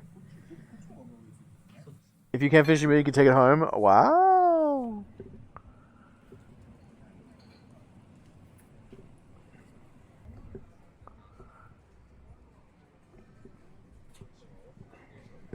That's Pog.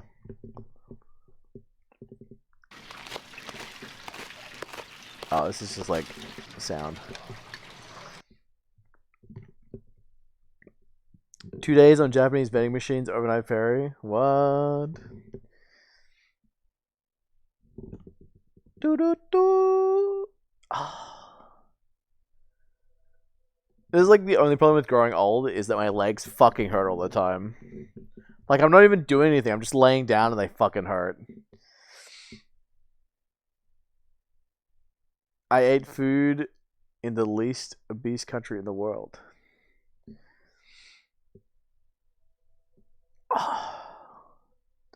What is that? Fried pork skin. Oh. Ham and cheese toast recipe. What the fuck? Why is there so many? Extreme spicy noodle challenge.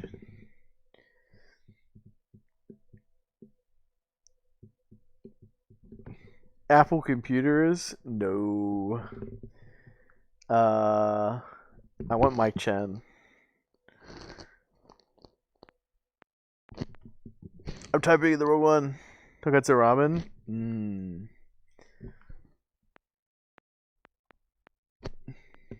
No.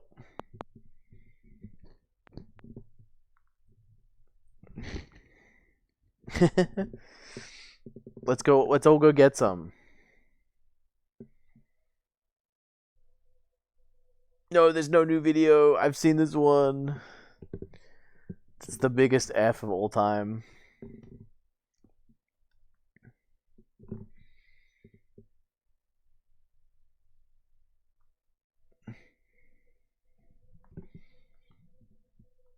What the fuck is that? Shrek waffle?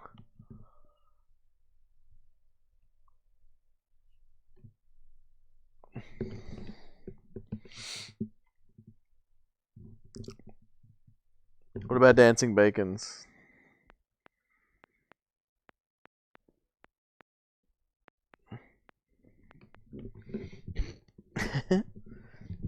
Whoa, whoa, whoa.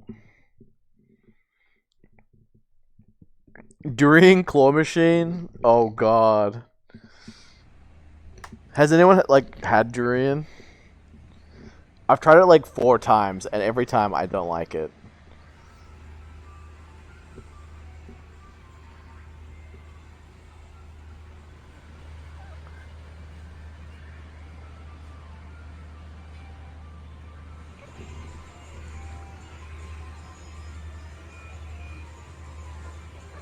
Special in quotes.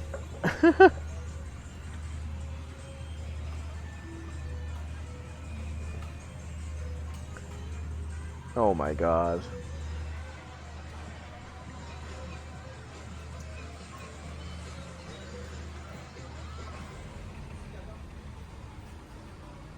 Why would you do the claw machine if they're selling them? Ah, okay, they're expensive.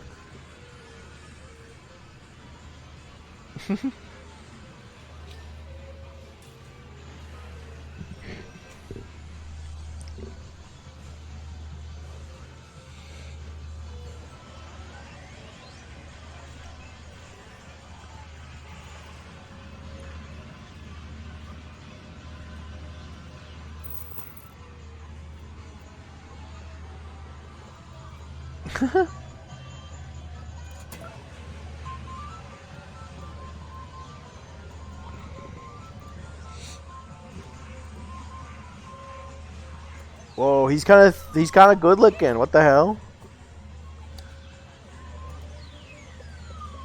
Why don't we ever get to see him in the videos? Hi Nigel, hi.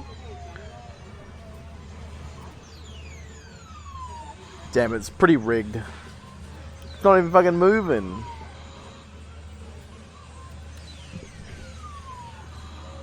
Good evening.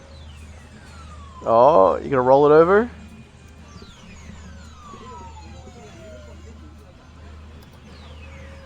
It's getting closer.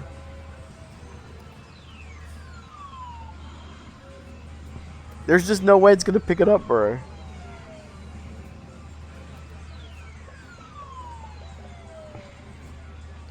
Oh!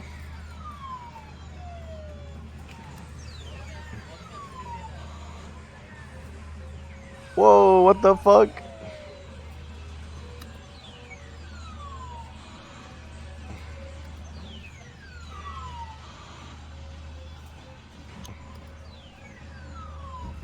Oh, there's one. No. Alright, okay, games are rigged? Yeah.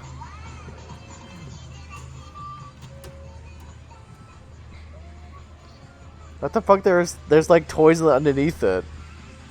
Those toys are ruined. They're gonna smell like durian. Hi Mill, hi.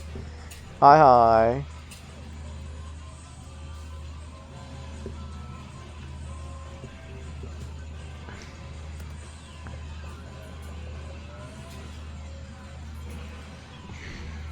Good. What the fuck, bro?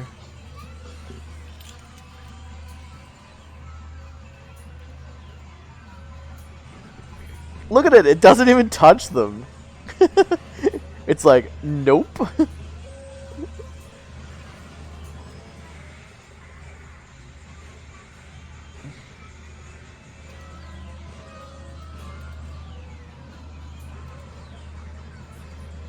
Oh, we got one. Wow.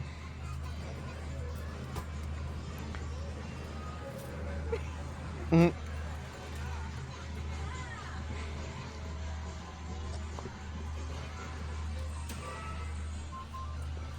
You reckon they spent more money or less? That's the real question. Cursed crane machine, yeah.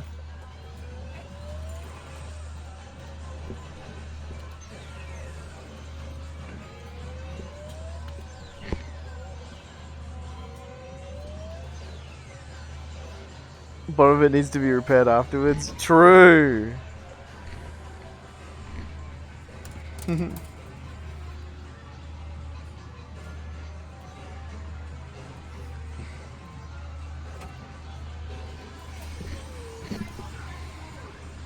They would smell so bad. I don't understand. They would smell awful. How do we clean them? Fuck, God knows, bro.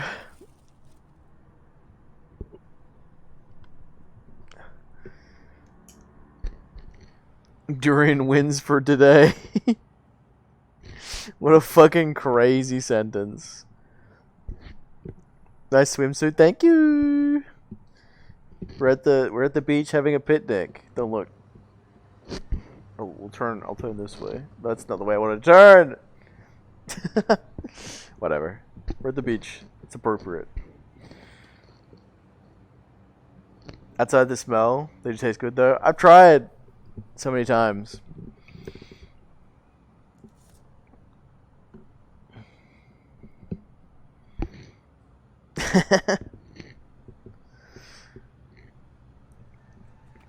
Durian of good size and reputation comes from a good durian family.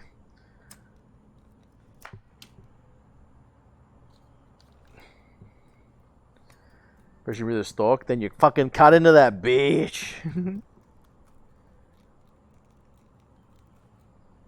Damn. That's the durian. I thought you had to use gloves because it's so spiky.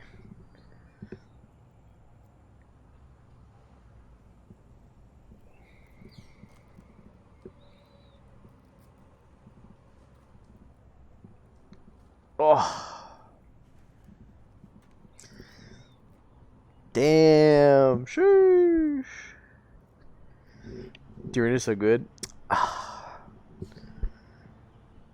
I just have the bad genes, bro. It just tastes like sewage to me.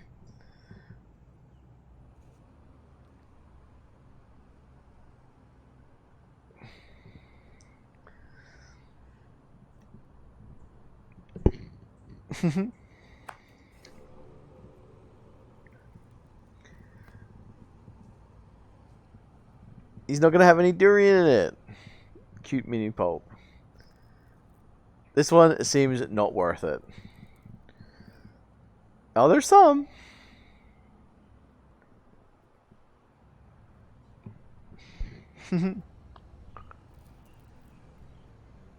Okay.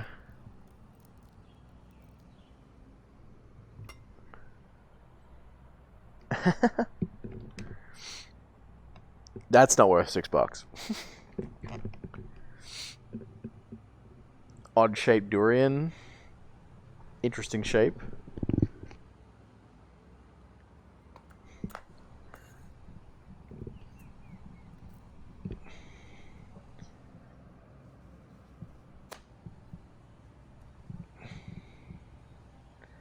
Mostly empty.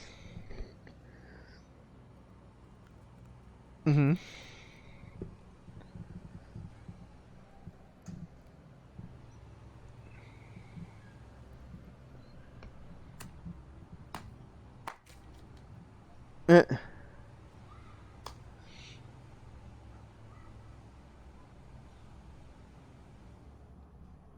Ah.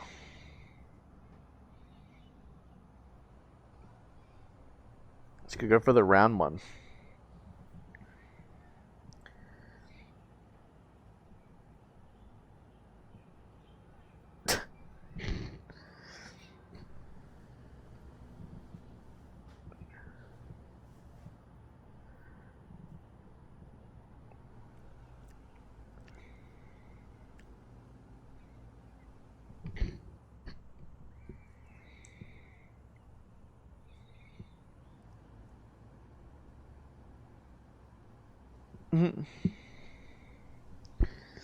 Flatter seeds.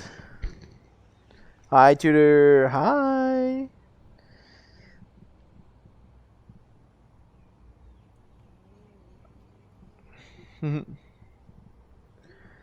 Cheeks loves it.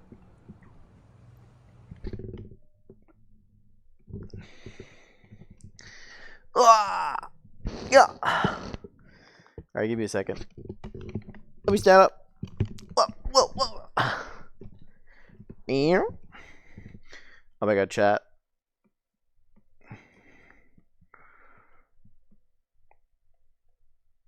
Here you go.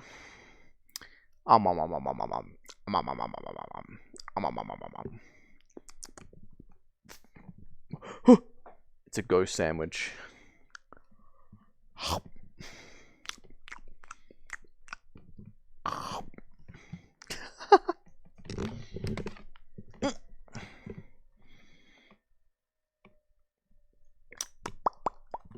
All right. 2 seconds.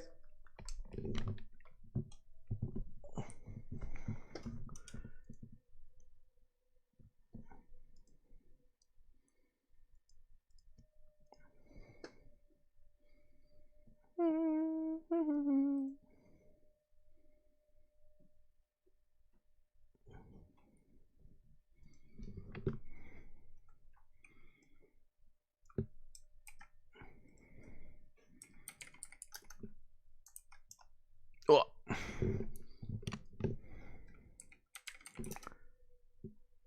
Yeah. We got there. Oh.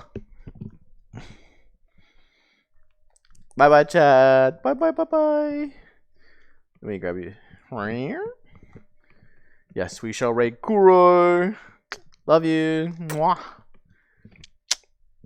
I'll be back Sunday. Time in the Discord.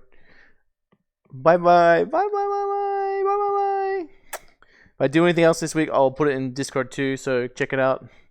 Make sure you're in there. Make sure you join the event that's coming up soon. Yeah.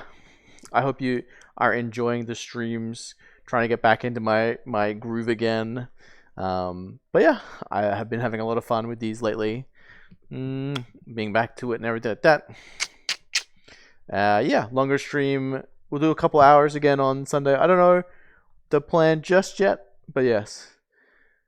I show Wicked more. Yeah, make sure you're in the Discord. Join the Discord and have a chat. I post in there at least every day. Have a good night. Nini. Yeah. I'll go to bed soonish. Got like an hour before I go to bed. Yeah. My. Bye. Time to take pictures and other stuff. Bye.